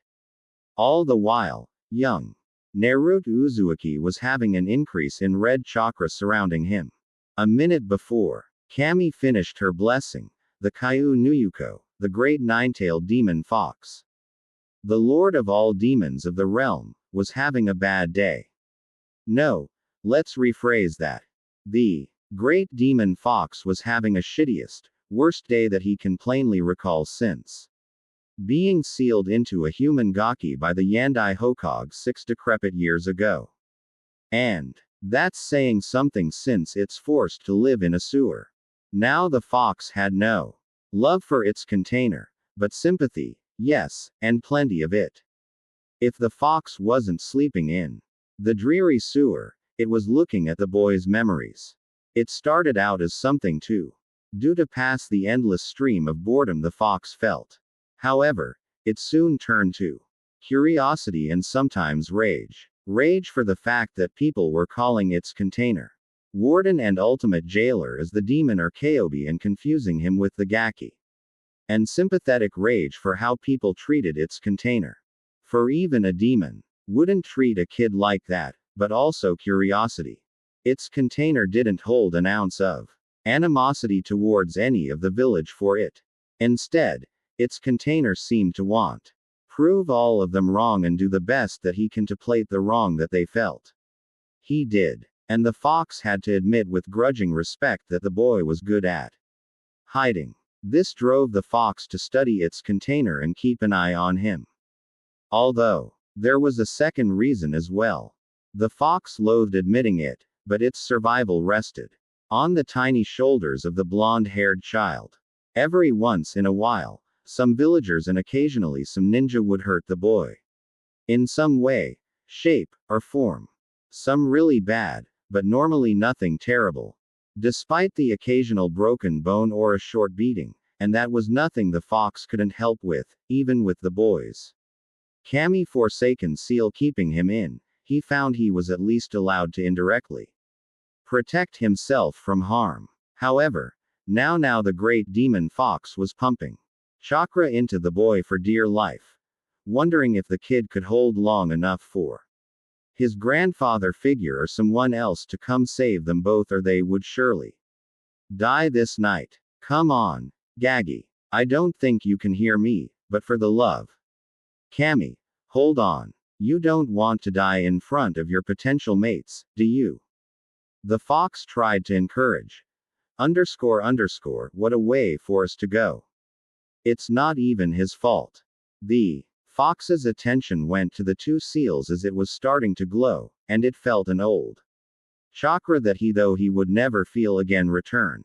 The fox had practically memorized both seals of his cage from being in here so long, but even he never saw them glow. The second seal completely disappeared in tatters to the surprise and slight curious glee of the fox.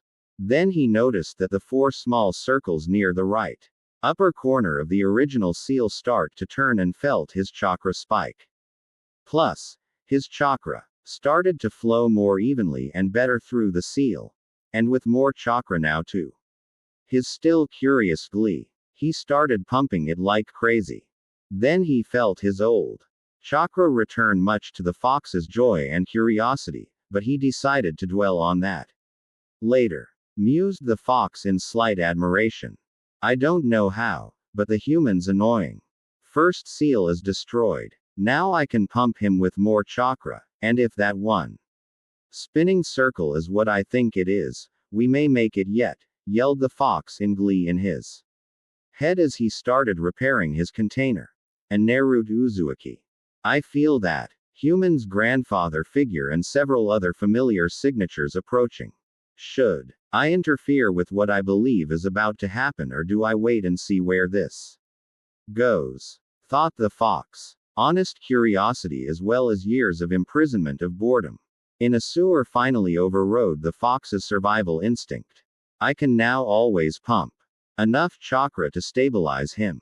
So, it to hell and let's see where this goes.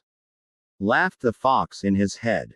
If only he knew how destiny changed drastically by this simple decision the fox made and by the 5 deities above. I wish I could see their faces. But it looks like we're heading for the unknown. Thought the fox with a mischievous gleam in his eyes before it started laughing loudly.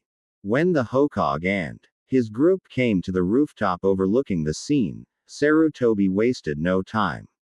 Cat, dog, head to the entrance of the alley. Don't let anyone in or out. Hi, you're with me. They all nodded and were all leaking massive amounts of killing intent. Everyone jumped to their stations while the Hokage and Hiashi jumped down in front of the group who had started to back away some when Naruto had started heavily leaking out the fox's orang-ish red chakra. The mob started getting more frightened when they saw the Hokage. But before they could say anything, the Hokage addressed them. You all should be ashamed of yourselves, hurting innocent children who did absolutely nothing to you. He beard angrily and fiercely. This seemed to get the mob going again. Why, Hokage-sama, do you protect the fox that murdered so many? Quote, yelled a very large man with thick sideburns. There were a lot of calls for agreement on that. The fox killed my brother, yelled one of the civilians in the back. The fox killed my niece and uncle, yelled the only women in the group. More and more cries of agreement. He killed 2 of my friends, my mother and the Yandaime, yelled Tai. Which only spurred the calls on. The Hokage had had enough and pointed to the 2 Chunin. You 2 were stripped of your ninja rank for attacking innocent kids. You 2. And the rest of you should have more faith in the Yandaime seal. If Nar was the fox, he would have killed us all 6 years ago, he explained. The 2 ninjas and the civilians were shocked for attacking an innocent girl. You all are under arrest for attacking the Hyuga eras. You all will pay retributions to the Hyuga family and do hard labor. He then took a deep breath. The mob started to feel uneasy. The Hokage had a dark look on his face, but continued for harming our village's hero who is keeping the fox at bay. As well the crimes of attempted murder of a minor child abuse. Disturbing the peace and the harming of a clan head of 4 clans. The Uzumaki clan, the Namikaze clan, the Senju clan, and the Jikado clan, and the attempted complete genocide of 3 of these clans, and the attempted murder of the last male of all 4 of these clans. I sentence you all to death. The shocked group didn't even have time to fully register what the Hokage said as Kana and Ninja Stars took out all of them in the blink of an eye. Hiashi looked stunned and the ANBU had tell signs of that as well. Sir, is he really, began Kat before the Hokage cut her off. What you heard here is an SSS class secret that can't be told to anyone or death will be the least of your worries. Is that clear? The fire in Sarutoba's eyes at this declaration sent shivers down all their spines. Even Hiashi felt scared for the first time in a long time and even visibly cringed. All the 3 could do was nod. The 3rd Hokage didn't even see as he was trying to get to Nar. The fox's chakra was active only for a couple of seconds, but now his blue chakra was mixing into the now visible wave of chakras surrounding him and the 2 girls and was streaming out of him like a broken dam. The 3rd took 3 steps forward when the mixing chakra pushed him back 4. We had to get to them. My daughter is in there, said Hai, now refocused on the children. They felt other signatures rushing toward them from all sides, mostly of Jun's strength or higher, but it was not to be. A bright flash, Naruto, Junko, and Hinata were gone. The 4 ninja rushed to where they were, just as the lead elements made it on the scene. All the ANBU bowed. A group of ANBU got the Hogue's first order. Monkey and Wolf identify these bodies and get them to the morgue. You got 20 minutes and give me their names later after my meeting. And don't let the festival goers see you with the bodies. Dog, get me Rado, Namashi, Jen, Mashui, and Tiger here this instant. And when you come to my office, stay. You as well, Cat. After you fetch Shikaku, Nara, Aoba Yamashiro, and Enko Mitarashi and bring them to my office. They bowed before shunning away. The aged Hokage then addressed a tuna-masked Danbu. Tuna, bring me Jen. And Kosuke Maruboshi Chunin Manabu Akado and Dr. Dyuhar to my office. Tell Kozan and Manabu-san about their granddaughter and that she is okay. Then you stay as well. Like the others, he bowed before shunning away. The Hokage then turned to the others and looked around. Horse, you will remain at the alley entrance and no one gets entry after I leave. You may go after the last body is cleaned and you clean the area. All Chunin can leave and all Anbu and Junin will be on call for 24 hours. Spread the word except the elders and clan heads. Dismissed, the old Hokage yelled. All the ninja left immediately, leaving him in the clearing with the horse and guarding the entrance as the monkey and wolf reappeared quickly, took a body, and shunshined away again. The third turned to a once again panicked Hiashi. Let's head to my office. I'll explain there. Hiashi nodded. They started running along the rooftops. They made it halfway to the Hogue's office when a flash of smoke appeared in front of them and were instantly on guard. They sighed in relief when the smoke cleared and showed a small old-looking green toad with a red and white vertically stripped snow hat and scarf and black circular glasses.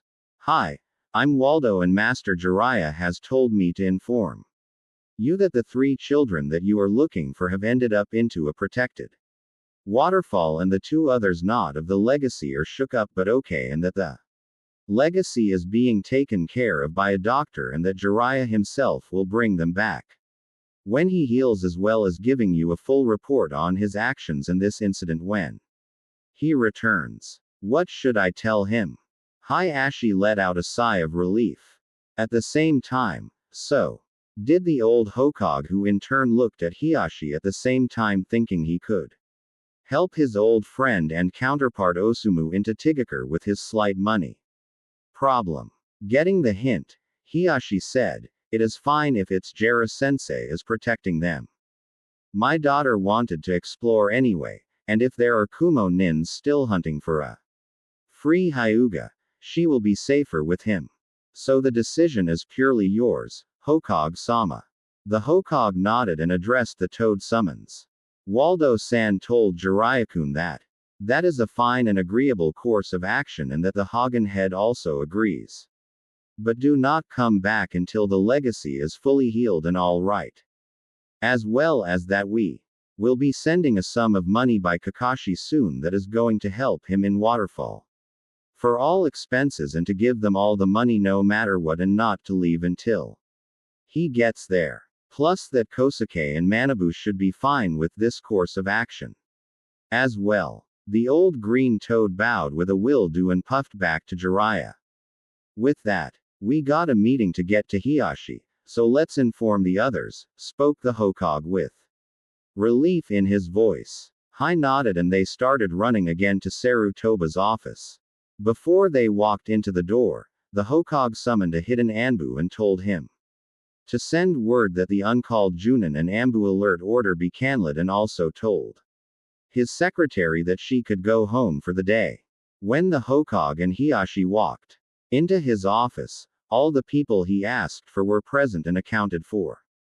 They all bowed before the Hokage could start. Kosuke standing next to a very worried Manabu, who looked just as panicked as Hiashi once was asked, Hokage-sama, I was told my granddaughter is all right. Where is she? Half begged, half requested Kosuke in his usual mess shirt and brown wool vest, black ninja shoes, black ninja pants, an old gray tanto on his back and white ninja tape on his ankles. He looked as old as the Hokage and had gray hair with a small ponytail on the top of his head. My old friend, that is why we're here. She from what I last saw of her before she was unintentionally teleported away, was unharmed. And the message I received says she's fine. That is also why I called this meeting. That's why I called you all specifically here, explained the Hokage with a determined the windows. Manabu and Kosuke let out breaths they didn't realize they were holding. As the Hokage was doing those things, the dog-masked ANBU removed his mask only to see a young-looking ninja with a half-masked face, a leaf headband over his left eye, and a better view of his silver gravity-defying hair. The purple-haired Ambik Kunoichi removed her cat mask to show a pretty young female ninja with matching purple eyes. The burly tuna-masked ANBU removed his mask to show a male in what appears to be his early 30s. He was bald, had a small scar under his left eye, going diagonally down to the middle of his cheek, tall, no eyebrows, and a small butt. Pointed dark brown pencil-thin mustache. He pulled out a gray ninja headband and started putting it around his neck. But during the whole thing, he looked calm and curious. The tiger-masked ANBU removed his mask to show a ninja headband on his head with face guards that was gray and similar to the one that the second Hokage used to wear, and a ninja shirt over his chin and spiky brown hair and big brown eyes.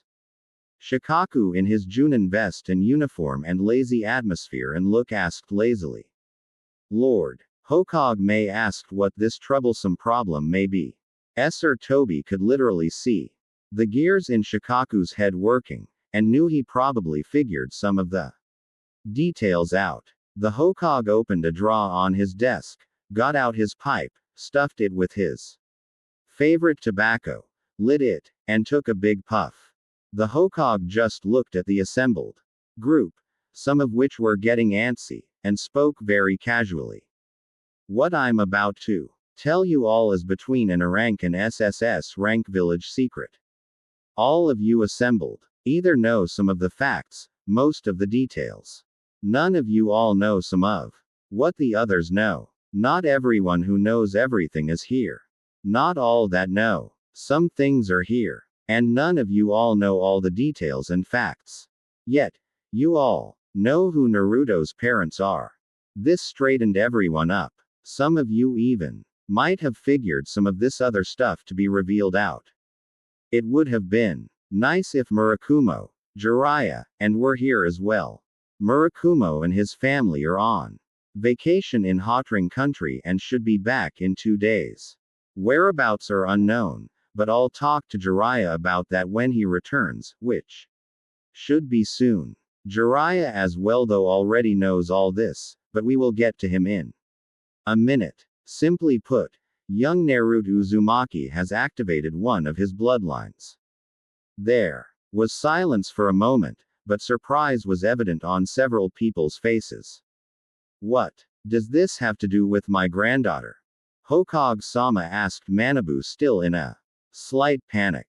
He had the typical Tunin flag jacket over a fancy brown vest and white t-shirt and light green tie under the brown fancy L-looking civilian vest. He also had small circular glasses with no earpieces and shaggy thick brown hair and a medium long brown mustache that ever so slightly went off his face. He was average height if not leaning on the short side and thin.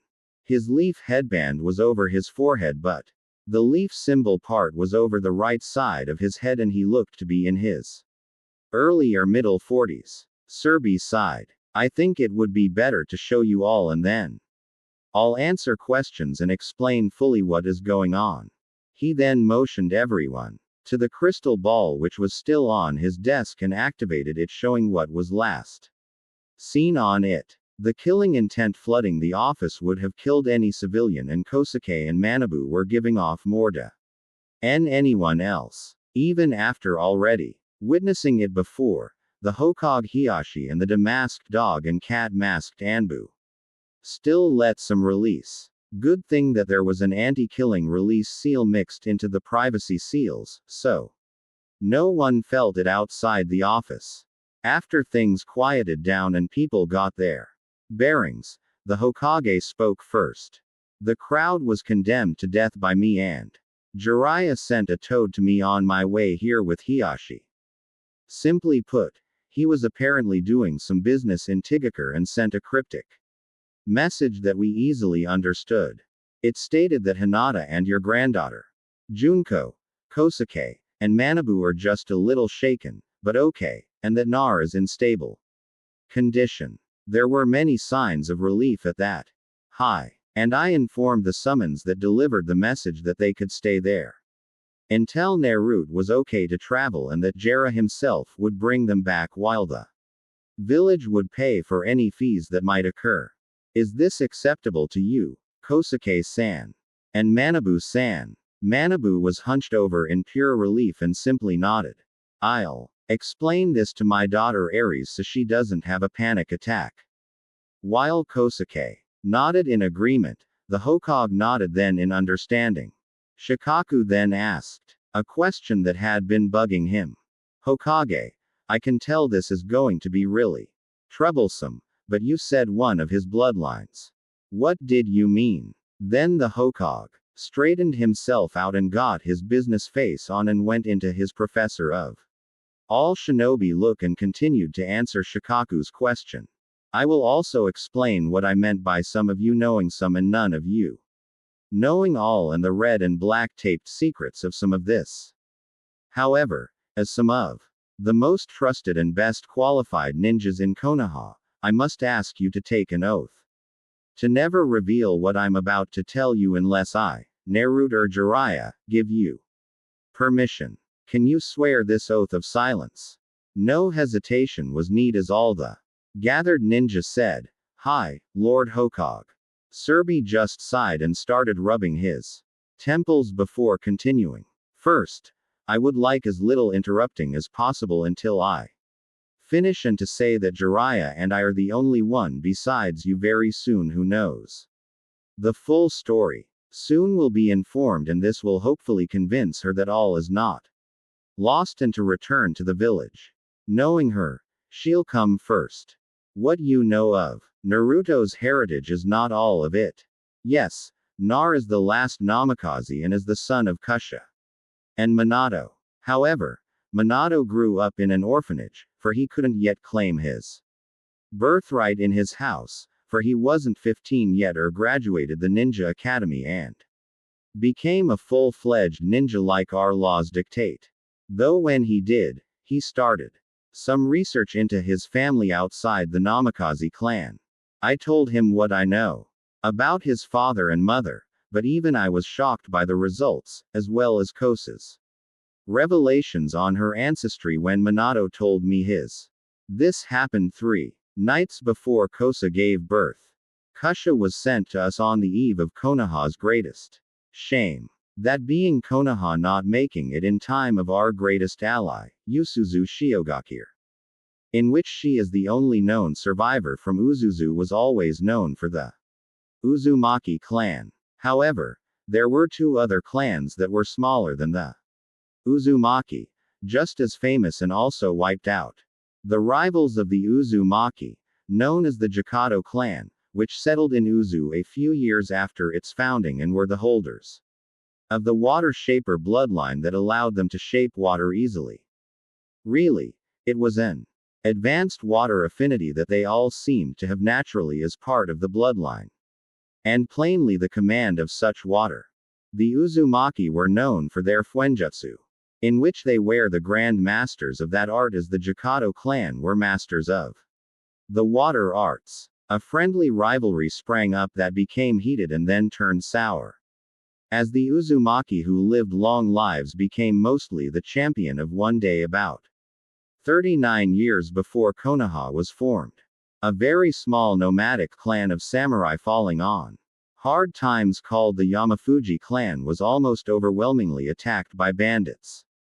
They were saved swiftly by the Isukage of Usuzu Shiogakure and the first Izukage. Haruhiro Uzumaki, who with others of his clan stumbled upon the fight as it started.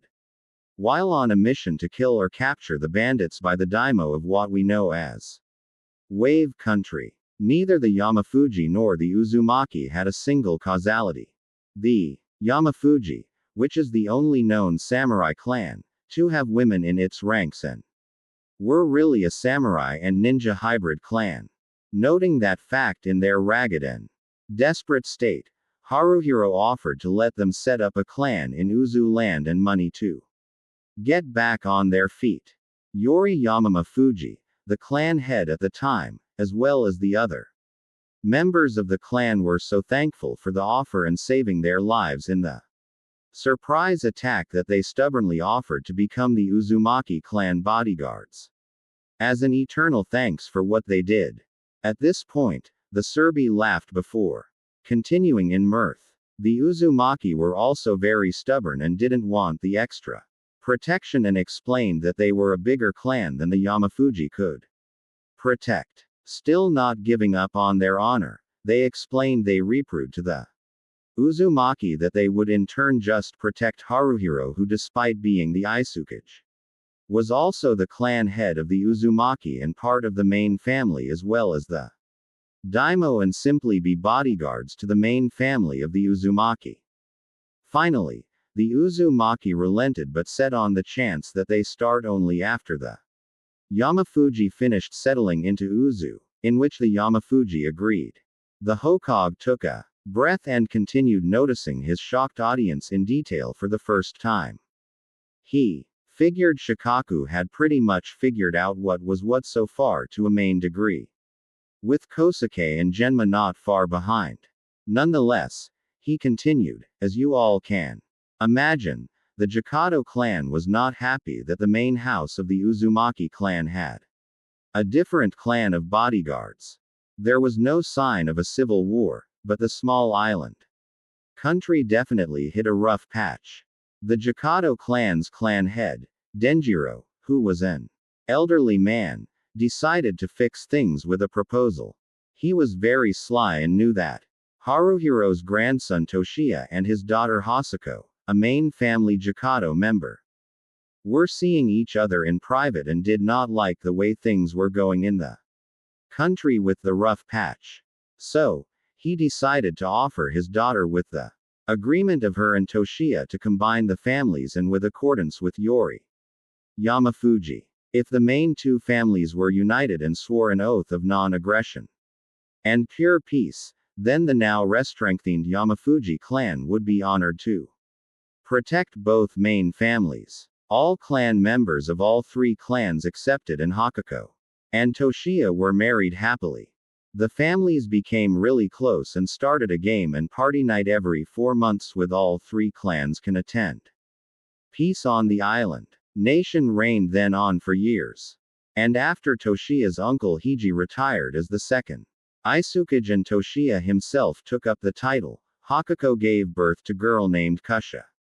The whole island celebrated and a few more years passed and peace continued to bloom until they were attacked by the combined forces of Eva, Kumo, and Amikir.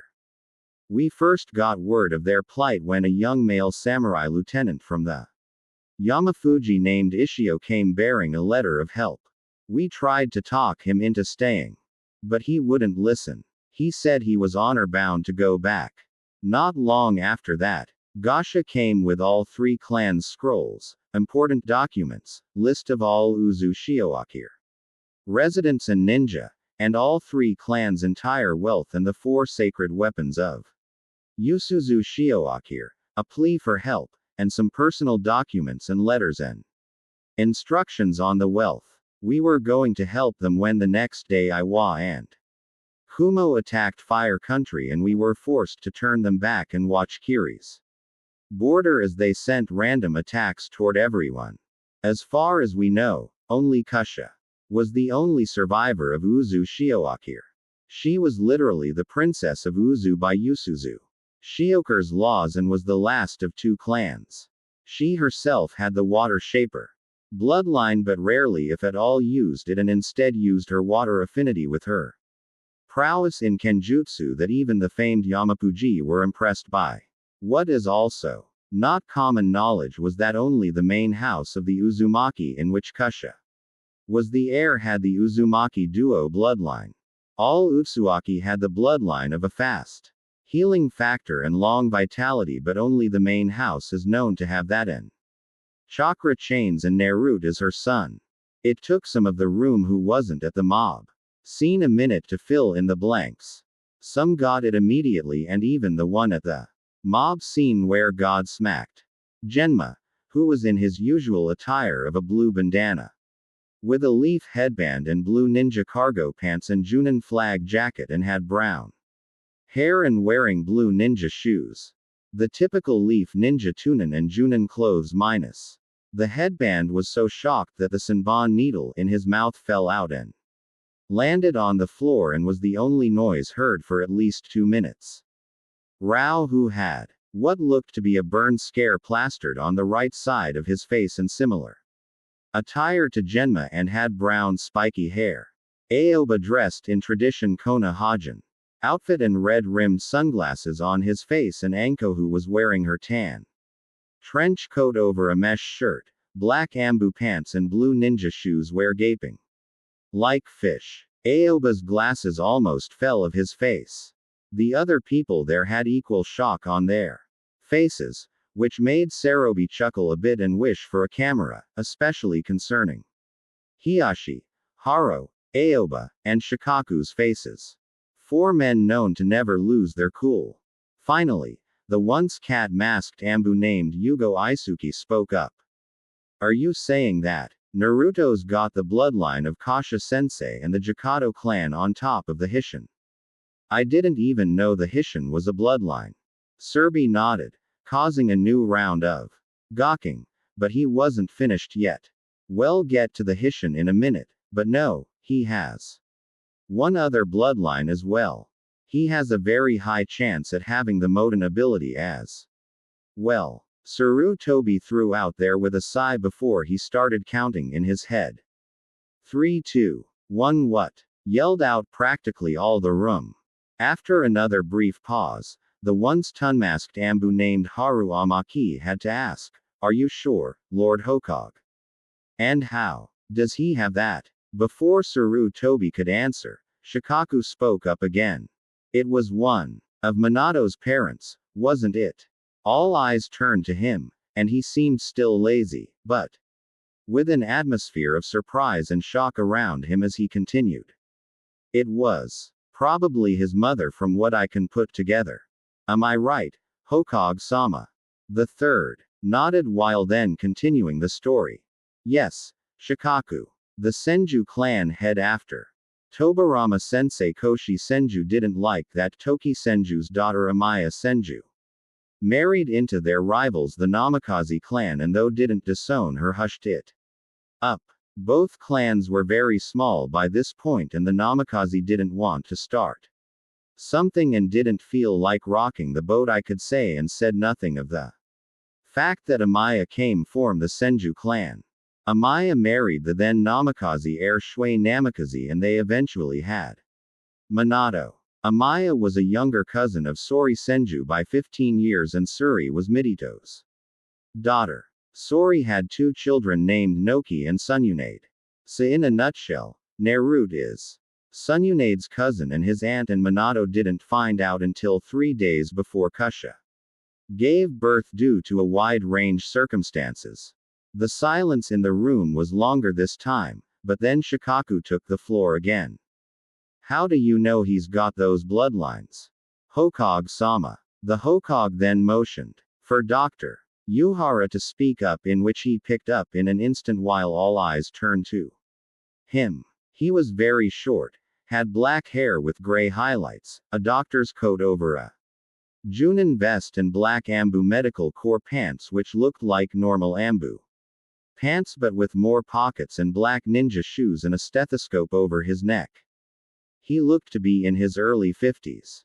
A lot of this is new to me, but I knew Naruto's whole heritage. I'm the Hogue's personal doctor. I'm also been assigned that same title to Naruto Uzumaki. Minato, in case he died, left a letter addressed to Sarutobi with a blood seal that would only open for him or Jiraiya. The letter had instructions on part of it as all I was informed on his heritage to test for potential bloodlines on the secrecy of death. I found that he does have the entire Uzumaki bloodlines, the Hiroshian bloodlines fast travel, and the Jikado bloodlines water shaper. After the first Hokage Hashiyama, there has been no one else with the Moten ability. Sununade only had a 13% chance of having it, if that, an equal chance to pass it on if she had kids. Noki, before he was Kia, had a better chance with 67.1% to pass it on. But more or less same chance to have it. Nar, on the other hand, scored a 96.4% in the chance that he could have it, and or equal chance that he could pass it on, if not a percent more. We checked all the necessary blood samples we had and he is 120% confirmed to be the heir or potential heirs of all of these clans. Genes don't lie. Normally bloodlines don't mix like this, but through my independent study approved by Hokage-sama, I found that the Uzumaki genes seem to allow multiply bloodlines to be added onto a person. The Uzumaki clan was huge, and it was very rare for a member to marry outside the clan, but there wasn't a rule against it. They just didn't do it much. And as far as we know, Kusha was the only one to be the child of an Uzumaki and an outside bloodline wielder. On the other hand, we still don't know if he definitely has the Moten as an ability yet, for that is a rare, if not tricky to basur about, for the Senju Veer. Why secretive, and only Sade can tell us and or let us have access to the Senju clan scrolls on such an event. She left though 2 years before. Minato did his wonderful but solemn 1 year in office. He finished with recollection in his eyes. After a brief moment of silence, the once tiger-masked ANBU named Tenzo Yamato, who during the good doctor's talk, people in the room were periodically staring at, spoke up. Since mine's transplanted, I can't answer how he can activate it if he has it. But am I here to possibly train him or something if he does? He asked curiously. This also got the attention in the other members in the room and some realization. The Hokage smiled in a way that meant something. The problem was for the people in the room or if it was something they going to like. The Hokage started to chuckle before composing himself once again and speaking seriously yet. Started out regretful. I have failed Nar. I really have. That does not mean I have to continue with that path. None of you here are Nar haters. Though the village has scorned him and doesn't know the difference between the tea and the cup. The legacy he has is great, yet he despised while his family is glorified. So I as your Hokage am asking, not ordering you all, some of the most trusted ninja in the village to help an old man out. Jiraiya will probably make amends with Nar in his own way. But for me, I'm asking you for help with Nar. An extension you will be helping him by training, keeping an eye on him, support and political help and pull. But my question is, will you grant it? This threw people in the room for a loop of surprise. The Hokage realized he couldn't do this alone and was asking for help. Kakashi was first and said with his patented eye smile, "Hi, Hokage-sama." Others followed suit with Shikaku, then Enko, and all the way down the line, all with grins and smiles. The Hokage nodded and said, "Thank you all. We will change this village for the better and with the will of fire." Now, I'm assuming that since the Namikaze clan is still alive with an heir, that the Hyuga and Nar clans are still clan allies. This got a nod from Hiashi and lazy nod but with a smile from Shikaku. Good. Then that may help us in the long run. Now if Nar does get the Moten, I would like Tenzo to train him with it. That will be done in secret as will most of the training that takes place. I don't want that stick in the mud Danzo getting Nar or people in general. Finding out about his abilities. They should come out gradually or until Nar becomes Chunin. I will announce it and his abilities if he so desires after he makes Chunin. I have no doubt that the moment we ask Nar if he wants to become a ninja he will say yes. That got a round of chuckles from some of the others in the room. I will be paying all the trainers continuous C rank pay and a letter of accommodation after acceptable completion for ongoing training for Nar. If Nar doesn't have the Moten, then Tenzo will become the assistant to Kakashi in training Nar in basic Enjutsu, Genjutsu and Taijutsu, and you two can plan accordingly. Also, Yugo, if you would be so kind to teach him a weapon, if he wants, that would be great as well. I do have his family's sword. The three nodded while Yugo looked the happiest the Hokage or anybody has ever seen. And then Sarutobi turned to Haru. Haru, I would like you to teach him Fuenjutsu as the ANBU Fuenjutsu specialist, and ex-commander of the Konoha Corps. He doesn't seem to have a lot of patience, but both his parents were Fu and Jutsu masters and it is in his blood and so at pretty high odds that he has skill in it. You will also be working with Kakashi and Jiraiya on that. Anko, you will eventually teach him survival skills and traps, assassination, and anything you deemed fit for him since you're the best at those fields. You also could eventually help Tenzo and Kakashi with basics and fitness. He got 2 nods and an evil smirk that was not missed by anyone. Though no one, not even the Hokage, wanted to comment on. Now for Aoba, Rado, and Genma. I know you are the only ones left in Konoha who know a duplicate form of the Hishin. Most people don't realize that the Hishin is a bloodline.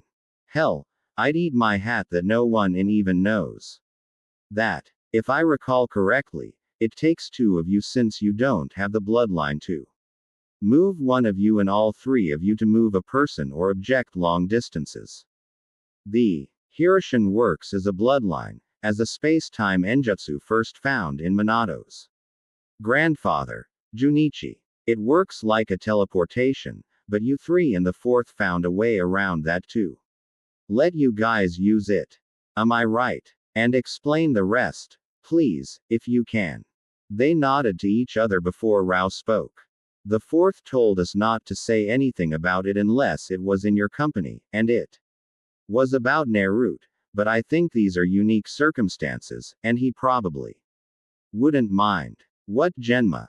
An Aoba use is an artificial form of the Hishian. You could say reverse engineered. It's not a true Hishian and it takes 2 or 3 of us depending on the situation. The 4th found it acceptable to teach Genma and me this so that we could help him in battle and for protection and fast travel to his location and similar ideas. He taught us a well-guarded seal that destroys itself when we are done with it. It's more of a teleportation jutsu with a yellow flash. Genma here feeds me chakra and I add his and some of mine into the seal that the 4th taught us to make and it teleports me to the location of a sister seal to the one we have from point A to point B. Pure teleportation. The yellow flash was added to the seal by the 4th so no one would guess it's a bloodline.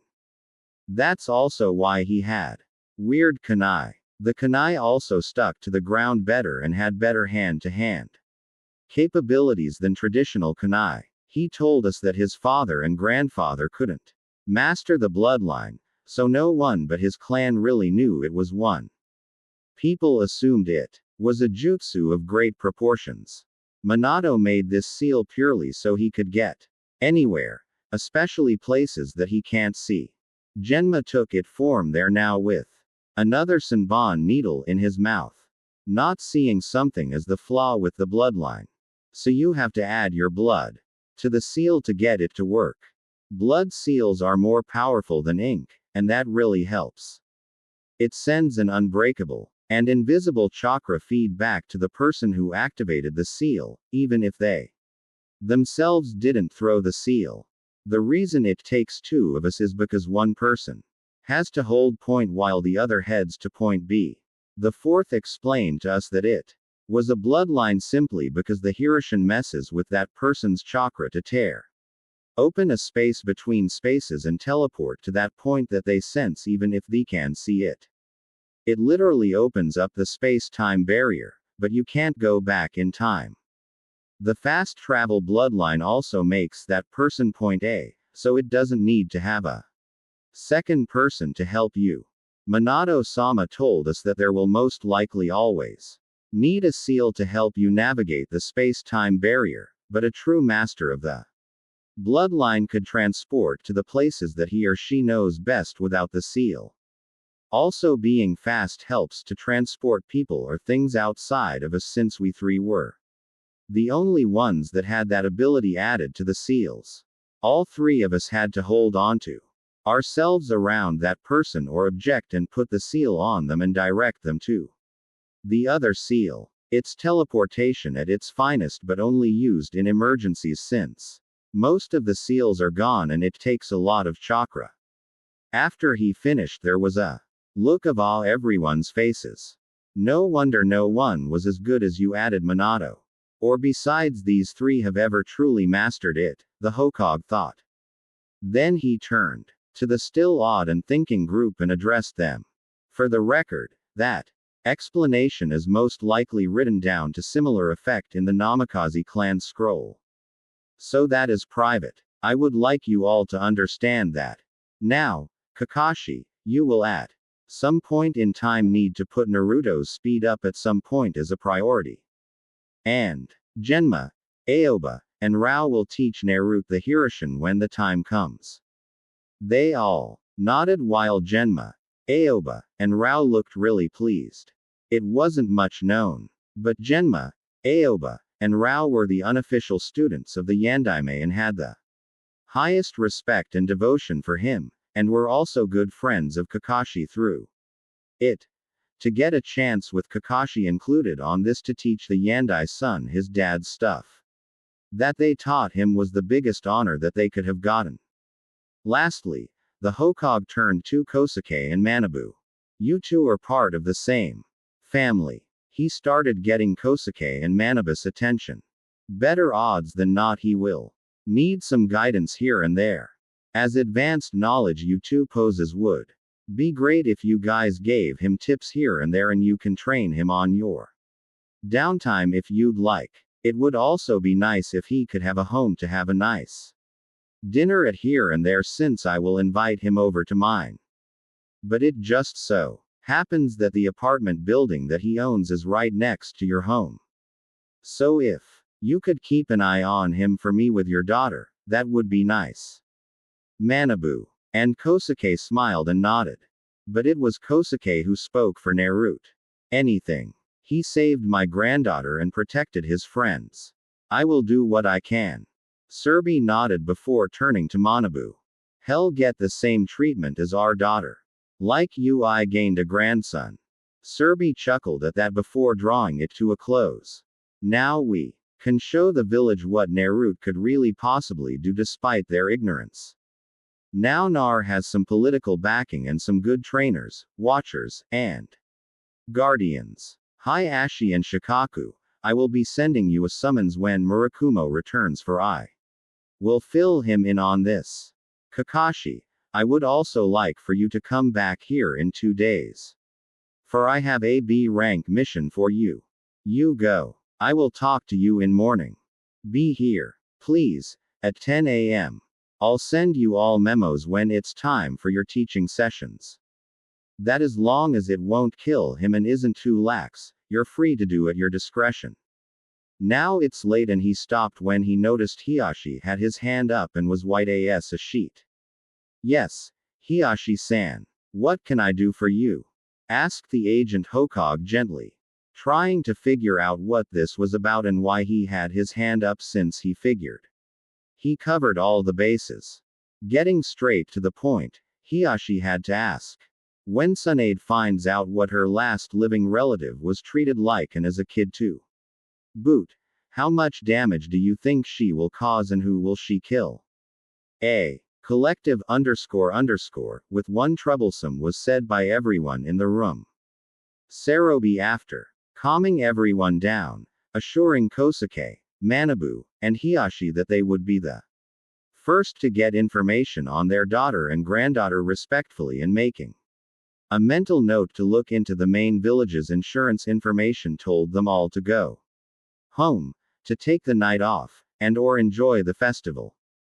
They all started leaving the room with order. Not before Shikaku asked who would like a drink after that story, in which Kakashi, Rao, Genma, Haro, Aoba, Drive, Yuhara and Tenzo agreed. Yugo and Anko left to find their friends Karini, Hana, and Hayate, with Kosuke and Manabu going home to talk to their daughter-in-law, and Hiyashi talking to his wife and brother.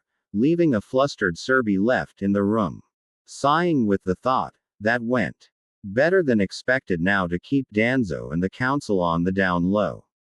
He then put his crystal ball away and left for the original quiet evening he was hoping for, and thinking about a good night's sleep. All the while in Tigakure, things were happening.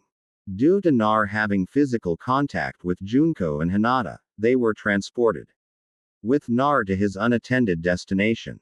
And it took Nar around 5 seconds to get to that unknown destination. He lay in the corner of a large room with a single dimmed light over a plain war room-styled table with a dozen brown leather chairs in the center. All in all, it looked pretty plain. Naruto himself was lying on the floor on his stomach, with blood pooling. Junko was lying to his right and Hinata to his left on their stomachs as well, and were stirring. But Hinata got up first.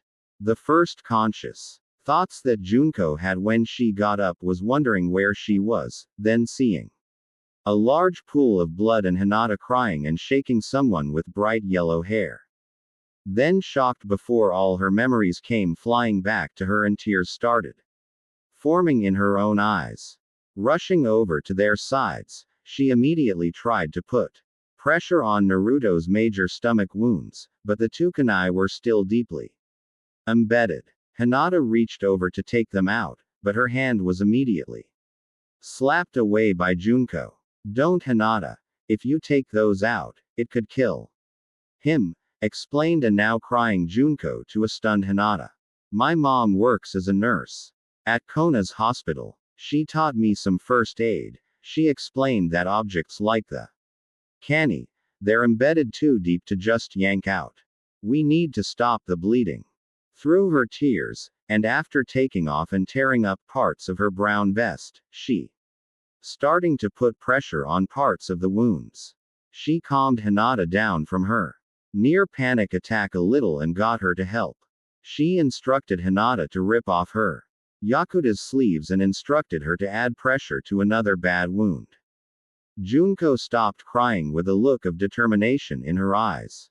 She liked to read her mom's study books since her mom was trying to become a doctor, but even she was surprised to see some of the minor wounds and parts of some of the major ones starter fully close. Knowing that wasn't possible at the rate it was going. She also could have sworn that there was an orang-ish glow on some of the inner wounds. She shook her head. She would think about that at another time. She had someone to help, she told herself.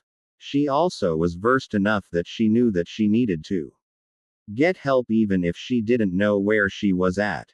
But she knew that someone had to get help. So she turned to Hinata, who was still crying a little. Hinata, Junko said, getting the still shocked girl's attention. You need to leave this room and get someone or Naruto-kun's going to die. Can you do this while I try to stop the bleeding? Hinata looked at Nar, wiped away her tears, and had a determined look on her face. Now, and with a nod rushed out of the room, while Junko tried to put more pressure on Naruto's stomach wound without messing with the still deeply embedded kani. Hinata, for her part, was searching for a person that was currently going rather fruitlessly. She kept opening doors and calling, help. Afterwards, most of The rooms she looked into looked like simple bedrooms with a simple wooden desk, a wooden chair or two, and two simple wooden beds. The last room was a kitchen with a pantry being next door. She finally realized that no one was in any of the rooms. So, to stop wasting time, she tried to find a way through the maze of hallways through her limited use of her Bakugan. She didn't know how long she was going through the rooms until she came to the end of a hall and saw a big door that showed light was coming out the bottom of it. And curiously enough, she couldn't see through it with her Bakugan. In pure desperation, she swung open the door and screamed, "Help! Please! I need help! He's dying!" Osumu Sakita, the leader of Tigakir, was having one of those days. Paperwork, reports of possible sabotage to his defenses, increased. Possible export prices, paperwork. His advisor, Suian's constant complaining. Paperwork, and problems with his niece Fu. That last one is exactly why he invited his very close old friend, Serbi's pupil, Jiraiya, over to look at the seal placed on his niece Fu. Sometimes Osumu really wished that his brother Oza, and his wife, Yui, and Osumu's beloved wife, Suko, hadn't died in that mysterious fire that burnt down their house. There was what happened before that caused problems in a rift between him and his brother's wife. Tigakir's head doctor and an old friend of Osumu's drive. Hikaru Fujimaki, a man who was also Tigakir's resident seal specialist as well and the one who placed Tigakir's biggest burden into Fu. Their last Ginuriki disappeared due to the hate, and instead of coming back, the Nabi did. Osumu knew that their past Ginuriki was dead, but was still rather shocked that the Nabi came back. Surprised as well. However, the Nabi didn't attack the village, but came too close for comfort. And had to be sealed. At least no one died in that aspect. It took him and his brother everything that they had to give time for Dr.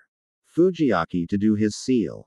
The only child at the time capable of holding the burden was Fu, who was only 3 months old. Who knows if the Nabi would have attacked the village or not. Now, they were going to have a meeting between himself, Drive, Fujimaki, Fu, and Jiraiya to see if the seal needs worker is stable. Hikaru was proud of his work despite being Taki's head medical ninja. And although not exactly a seal master, was close enough to one, though close enough wasn't good enough. Plus, Fu was complaining about a voice in her head. And both Osumu and Hikaru agreed that it needed to be checked. So, finally getting in touch with Jiraiya, they asked for him to check Fu's specific Ginuriki seal. Both also wanted to secretly get Jiraiya to sign their Ica books since he was the author. The meeting commenced the moment Jiraiya came to town escorted by a tunin, and after Osumu and Hikaru got their books signed. Osumu was rubbing his gray and black hair as his long ponytail swayed. He was wearing blue ninja pants, a matching blue ninja shirt with white trim, a mesh undershirt below that, blue ninja shoes, a black shoulder guard on his left shoulder, and a salt and pepper goatee mustache combo. He was really worried that one of the last of his family was going to be taken over by the Nabi seven-tailed Beiju. Hikaru, who had grayish blonde hair and tan civilian shirt and pants, 2 scrolls attached to his side with black fishing boots and a mesh undershirt on, was walking ahead of him with his skipping 7. Niece Fu, who was wearing a short-sleeved baggy white shirt that overlapped her hands, a simple green skirt, and white ninja shoes. She had mint green hair and orange eyes. Osumu looked at her happy-go-lucky attitude and smiling as she was talking to Hikaru about food she liked and didn't, who in turn was just smiling at her. Osumu felt tired. He did everything he could to help her. Yet, most of the village was just plain afraid of her. They flat out ignored her and walked cautiously around her. She had no one to talk to except him, Shibuki, and Hikaru. He understood their fear, but it didn't mean he had to like it and the treatment she received. It must have shown on his face because he felt a hand on his right shoulder. While Hikaru noticed, but kept walking with a still skipping and oblivious food toward their destination to a sealing room in the Tiakir's emergency village bunker, which was unknown to her. Turning around, he looked at the understanding look from Jiraiya and at the same time pain in his eyes. Jiraiya had huge spiky white hair, 2 shoulder-length veins on the side of his face, with a rather large ponytail going out his back, and red lines going down his face from his brown eyes. He was wearing a horned forehead protector with a kanji for oil on it, and a huge scroll on his back. He had a wart on the left side of his nose, a green short shirt kimono, matching pants, and a mesh undershirt underneath it. And lastly, he had handguards, a black civilian-style belt, traditional ghettos, and a red haori with 2 simple yellow circles on the chest area. "Do you know someone similar?" asked Osumu casually with a hint of pain. A moment of silence descended upon the duo since Fu and Dr. Hikaru were now long out of sight. Finally, Jiraiya broke the silence that was beginning to become uncomfortable. "My godson, who doesn't even know I exist yet, is also a Ginuriki. Sensei told me that you know the details since you worked close to Minato as well. I sent Sarutobi Sensei a letter saying I was going to take over my duties as godfather when I get back later this month and that we'll talk about it. Nar shares the same problem Fu does, and from what I hear his situation is worse." Osumu flinched and didn't even want to think about it. Jiraiya, Osumu started. "I still can't believe that such a legacy is being treated as such. And in what way? Ignorance seems to hold too much sway these days, and that is pathetic." Jera nodded. "Those reports, Osumu, are what convinced me to do what I should have done all along. I will take care of Nar and face my grief." Jiraiya finished rather solemnly. Osumu nodded, but Jiraiya wasn't done. "You're not the only one of those that Sensei confides in and has absolute trust in. For what it's worth, you're not the only person who has made mistakes and has regrets. Do what you can now for what counts, or we are no different than that." Pathetic ignorance. He then walked past Osumu, who stopped walking stunned. Jera only took a couple of steps forward when he heard laughing behind him, and he stopped to look behind him in slight surprise. Osumu, for his part, was bending forward laughing. After a moment of calming himself down, he started walking toward Jera and said, "Life is never simple. But overthinking things doesn't seem to help much either." Jera chuckled, and just as Osumu walked beside him, they both started walking toward the sealing room. It took them a minute to get there. They opened the door to see Fu still talking energetically to Dr. Fujimaki while kicking up and down her legs, one after the other, while sitting on a flat oval stone built into the floor. Dr. Hikaru, for his part, was smiling and was enjoying his time with his favorite patient. The oval stone in the center, which was used for sealing, was the only thing in the room besides another door on the other side of the room matching the one that Osumu and Jiraiya came from. Closing the door behind them, and before Osumu or Jiraiya could say anything, the other door flung open in a rather swift way and bouncing off the wall a little. Everyone looked surprised, and everyone but Fu recognized the little girl as a Haug. Though Fu tilted her head with her pointer finger on her month and said, help, please. I need help. He's dying." Hinata then saw that there was indeed people who for her part looked important. If only she knew. And quickly added, "He needs a doctor. Please save my friend." Before she started crying again, acting quickly with the call for help and the word dying. Drive. Fujimaki quickly rushed to Hinata's side with Jiraiya and Osumu a second behind, putting his hands on Hinata's shoulders as he kneeled down to look at her and to try to calm her down. Calm down, little one. Now tell me who's hurt and where they are, he asked calmly and with a smile. Brushing a tear from one of her eyes, Hinata spoke. My friend Narutkin is bleeding to death in a room somewhere down one of those halls. Please save him. The doctor had a calm expression on his face but saw the weird expression on Osuma's face when this Hyuga said Narutkin and grew suspicious with that, and when Jera immediately ran down the hall before the young Hyuga even finished. All right, what's your name? And is there anyone else with him? Asked Hikaru kindly. I'm Hinata Hyuga and our friend Junko is with him, she said. The doctor looked the young Hyuga in the eyes. It's going to be all right, Hinata-chan. We'll patch your friend up. Just show me where he is. Okay.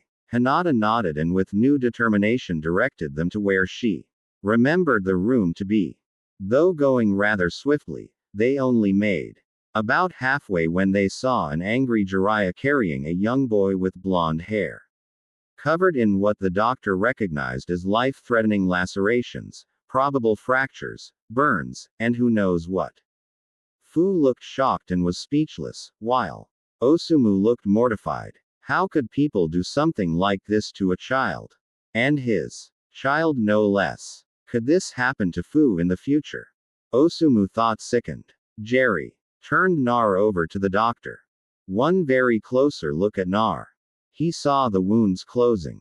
A little like Junko beforehand, but the blood loss was too terrible already, and he needed immediate surgery. They all didn't immediately notice Junko quietly sobbing behind Jiraiya. There's a fully stocked hospital a few halls down.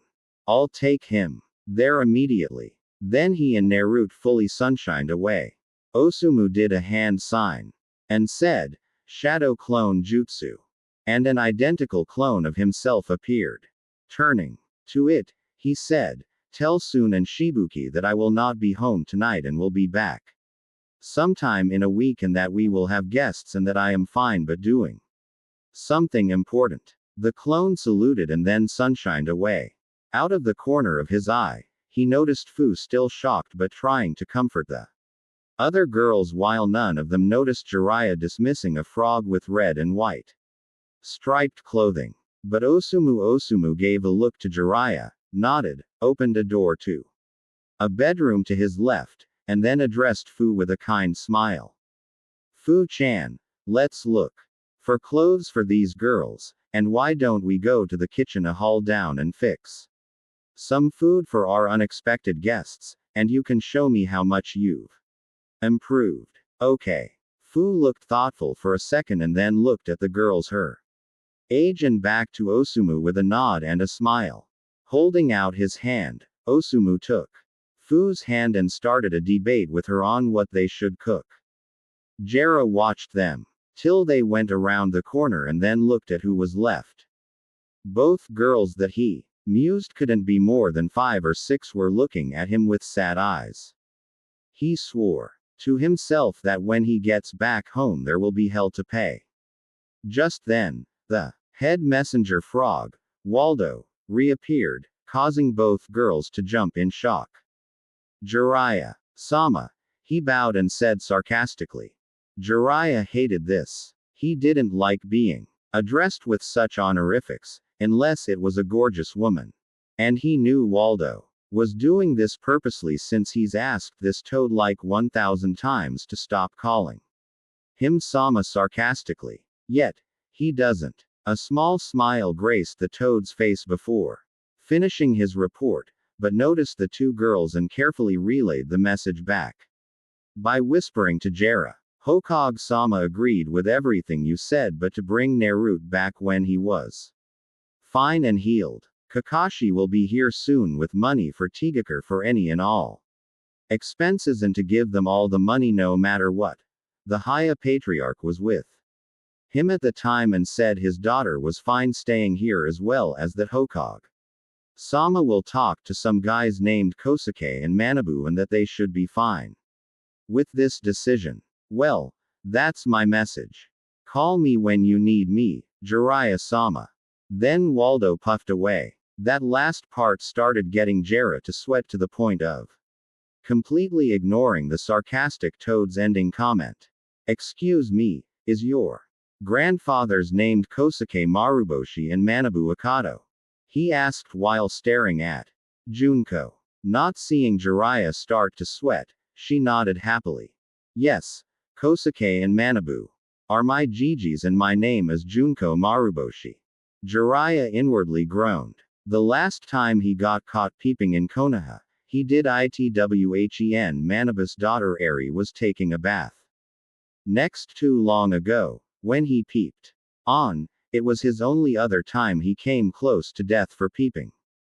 He still had nightmares and is still wondering how she threw his telescope so fast and hit him so hard when she wasn't even a ninja. If that didn't happen, he would have made it scotch-free and he'd had to replace his favorite telescope, too. While also staying in the hospital for 2 weeks for most of the injuries she by herself delivered. Kosuke and Manabu weren't even that mad sattering that he got luckier than the last ones. Now he had one of his worst nightmares. His worst nightmare being Eri and Sunday chasing. And then beating him daughter and the most likely the Hyuga heiress and another of his ex-students' children as well he had to guard. Great. He had to behave on this trip but he still needed info. He thought depressingly sighing. He turned to each of the girls who looked exhausted and motioned them into the room that Osumu opened earlier. The room was like some of the ones that Hinata opened earlier. It had a plain wooden desk, 2 beds, and 4 simple wooden chairs. Jiraiya took a seat on one of the chairs while Junko and Hinata sat on the same bed looking like while both were covered in blood. Junko way more than Hinata. For the record, you're into Kayakure and I'm a senior Konoha shinobi. Look, I would like to know what happened from start to finish while we're waiting for some food and clothes. Both girls looked surprised, but Junko didn't look so sure. How do we know you're not going to hurt Naruto-kun like those others? Junko blurted out. All he was trying to do was help us find our way back to our guardians. He didn't do anything to those ninja who suddenly attacked him. Are you going to glare at him too? For Kami's sake, he said he was living on the streets. She finished yelling at the top of her lungs and was huffing. Hinata was silently sobbing. Again. Jiraiya, for his part, looked shocked and turned pale. He knew it was bad, but him living on the streets. He felt like hell. Pure misery for not being there for Naruto. All of these years. But that was going to change and he already had an idea in mind. He just needed Kakashi to get here. Sighing and holding back from punching the wall next to him in frustration to not scare the girls, Jiraiya spoke. Nar will be fine. That doctor is one of the best that I know, and no harm is going to come to him. No one should treat a kid like that. No matter what, he'll find no harm in my care. I also know that Hiashi, Manabu, and Kosuke both are fine with you being here, girls. I just want to know what happened. Can you tell me, please? Hinata and Junko were both surprised that their father and grandfathers respectively were mentioned. Junko was still unsure, but something inside her told her that she should tell. And looking at Hinata, who nodded in her direction, the two began their tale. By the looks of anger on the man's face, her gut feelings seemed to prove right. The end of the tale came an hour later. Silence fell between the group, only broken when Osumu came in with clothes for the girls and introduced himself, who then burst out laughing when the girls started bowing when they found out he was the leader of Dagakure. He told them not to worry about it and that when they're done They should get some rest and that Naruto was going to be fine. Both girls looked like load was taken off them, but never noticed them. We have to talk soon. Look, he gave Jiraiya, who nodded back in return. Jiraiya told the girls that Nar would have his protection when they got back, which put the girls at some ease, and told them that they should get dressed and that he'll wait outside. As he made it to the door, he told them that they should get some sleep and that he would wake them up when the food was ready. Both girls said, "Hi," and Hinata yawned. He then walked outside the room where Osumu was waiting and followed him in silence until they reached outside the hospital where Hikaru was waiting outside the door for them. "I would like answers if I could please," asked Hikaru, looking hard at Osumu and Jera. Both men had guarded faces but weren't expecting his next spot on next question. "That kid is the Kobe Jinuriki and the fourth son, sent he?" Osumu looked down and Jera was still for a moment. "What you just said is an S-class secret," Jiraiya proclaimed. Hikaru put his hands up in surrender and just shook his head. "Hey, I'm not trying to dig for info. It's just I couldn't believe someone from your village would do something like that to this Naruto fellow, especially since his father was loved by that village, if not worshipped like Kami." He finished with a sigh. Jiraiya looked down in shame and there was quiet for a moment. They are so blinded by the fox that they can't see the similarities. Most of the ninja, from what I hear, don't even know or seem to have figured it out. Yet, a ninja from another village gets it in one go. My grief has even made me neglect my godson. Something I hope to re-certify soon, spoke Jiraiya in a regretful tone. Slight surprise filled Hikaru's face for a second. Hikaru then helped before a smile appeared on his face while folding his arms before pointing with his left thumb to the room behind him. "You'll be happy to know that your godson is a real piece of work. A lot of doctors lose hope in their patients. This kid would put them in their place. The kid fought like hell and is going to be all right." Osumu sighed in relief and Jiraiya looked like a burden was taken off him. Jiraiya then filled in the two elder men the story and both were angry and they didn't even really know any of the people involved. Hikaru spat on the floor before he spoke.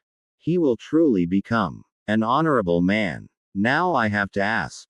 Would you like a copy of his injuries for your Hokage?" Jiraiya nodded and almost didn't want to ask, but felt like he had to and did. Hikaru didn't look like he wanted to answer, but did while he handed a copy of his report to Jiraiya. Both the kid's arms were broke in multiple places. 4 ribs on the left and 3 on the right. And his right hand was shattered. His spleen was ruptured. His skull was fractured in 2 places. His left thumb was broke. He had no less than 5 ninja star and kunai puncture holes. I took a ninja star out of his shoulder. 2. Kunai had deeply punctured him in the gut, but didn't hit anything important. So, thank Kami for that. He has secondary burns on about 61% of his body. His right collarbone was fractured as well as his left leg, foot, and 3 toes. He had a severe concussion, many bruises and cuts, 2 broken toes on his right foot. Severe blood loss, malnutrition, and to top it off, he's got small traces of E. coli in his system, and early stages of cellulitis on his legs, while his right ankle and leg were also broken. Jiraiya started to silently let out tears as Hikaru was speaking, but letting while Osumu tried to calm him down. Hikaru decided that he was going to get to the good news. The good news is that he will be fine with some food and rest and that none of his injuries are going to be life-threatening. I almost had to do nothing at all. Except clean the wounds and take out that ninja star and those 2 kunai. Those injuries are all that I found when I rushed him in there. It could have been worse or about the same, but the fox seems to have healed him almost completely. The fox even sped up his blood-making process that he is in no danger anymore due to his rather severe blood loss. Even the E. coli and cellulitis traces completely disappeared. Though he probably won't wake up for a while due to the healing process and severe chakra exhaustion. I have to say the fox probably rushed the job and he'll be sore when he gets up. The amount of chakra the fox put out was unreal. It healed him fast, but made him incredibly tired. After a moment of silence, besides Jiraiya's silent cheers and praise to Kami for healing his godson from fatal injuries, Jiraiya asked if he could see his godson. The doctor nodded before opening up the door. Osumu was afraid to go in for fear of Fu and told the doctor that he was going to check on her. And the doctor said he was going to come as well, so he could check the girls for any injuries in case they wake up, and because he wanted to try Fu's delicious cooking. Again, Jiraiya was left with his completely fine looking godson in his underwear, with a blanket on top. He started to cry loudly this time and promised himself and Naruto that he was going to make it up to him. He stood there for what felt like forever, but finally did leave when Dr. Fujimaki came by to let him know that the food was ready. Before he left the room, he looked one last time at his godson before closing the doors, never suspecting a different conversation was eventually going happening in Naruto's mind are the changes that were going to happen slowly over the next few days. Nar woke up crying. He felt like a failure for not protecting or really getting to know his new friends that he had left. After a few minutes, he decided to get up and see where he was. And what he saw confused his mind greatly. He was fine and had no injuries, and he looked to be in some kind of sewer. Exploring a lot of Konoha's sewer system before he knew he wasn't in there. There was little light and pipes running all over the place. Young Nar couldn't figure out which direction to go, but decided to go forward since there was light in that direction. He came upon a big cage, and inside he heard movement. He didn't have to wait long as a giant nine-tailed red fox came upon him. He started shaking a little in fear, but before he could ask, what the fox spoke. So, here's my jailer coming for a chat. I'm happy you're up finally. It's been 8 days before a form of consciousness was in you that allowed this link. How do you feel? Taken off guard a little by a giant fox asking him how he felt, he decided to answer. Fine, Nar replied before staring at the fox in curiosity. The fox just burst out laughing before saying, you won't be fine when you wake up. Hell, the amount of injuries you sustained cost me a lot of chakra to heal. You'll be stiff and sore for a while, though I have to applaud you for protecting your vixens. Nar may not have been taught much, but that didn't mean he didn't have a vocabulary. Growing up on the streets, he picked up a lot of words and even secretly listened into some of the lessons taught at the orphanage to other kids. He knew basic numbers and many words but didn't know how to read or write, but he never heard the word vixens before, so he asked and only got more laughter from the fox before said fox explained vixen meaning mate, though the fox did face palm when Nar asked what mate meant, all the while wondering why stupid humans would make another human stupider, though did laugh when after the explanation Nar turned completely red. I can tell he's going to be a dense one. I may have some fun with this head. The fox mused to himself. Nar, wanting to quiet the idle chatter, finally asked the question that was bothering him. What are you doing here? And where is here? And didn't the Yandaime kill you? Asked Nar, not liking where he was. The fox sighed before answering that blasted fourth Hokage sealed me in here. And where here as kid as you? Where in your mindscape? Nar was floored. He couldn't believe that his hero, the Yandaime, sealed The fox into him. Now, all those comments his tormentors made a bunch of sense. I really am a demon, he said to himself. But the fox heard him with his sharp hearing and burst out laughing. Ha ha. That's a good one, kid. You are demon. Ha ha. This did nothing more than to make the 6-year-old Nar scowl. What do you know, you fox? He said with pain evident. The fox sighed as he saw Nar start to tear up again. The fox sighed again before explaining. Kid, don't be like the other ignorant ones. When you look into this cage, do you see yourself? Nar shook his head. What do you see? Nar thought for a moment before replying with a foxy grin. Something that told even the great Kaiu no Yoko to be on guard. I see an overgrown furball. The fox's left eye was twitching, and he had to silently give the Gaki this one. But revenge was swift. That right. You're an ignorant human. That's denser than Kiri's fog. Hearing Naruto yell, hey. This only served to make the fox chuckle before continuing. You are my jailer and nothing more. A human in body, heart, and mind, but a human. Sacrifice. A Ginuriki. Ginchuko asked Naruto, interrupting to the annoyance of the fox. No, you stupid human. A Jin Chiriki. A human sacrifice. You are the container of a demon but are not the demon themselves. You are cup and I am the tea. Now I'm tired and would like to go to bed since if you die, I die. Keeping you alive and then healing you for 8½ days was a tiring affair and I would like to sleep. Now before I go, I would like to explain some things to you. First, tell no one I spoke to you. Seeing that Nar was about to interrupt him again, he continued swiftly. I want to see what's going on before I reveal some stuff to you that matters. Second, there are 2 pretty little girls who would be happy to see you're awake. This brought a smile to Naruto's whiskered face that had the fox chuckle darkly in his head for the he was going to give his container later. I set up a link with you so we can talk mentally. So you don't have to talk with your mouth, just your mind. And lastly, I will explain many things to you, kid. But first, I hope you like your body's changes.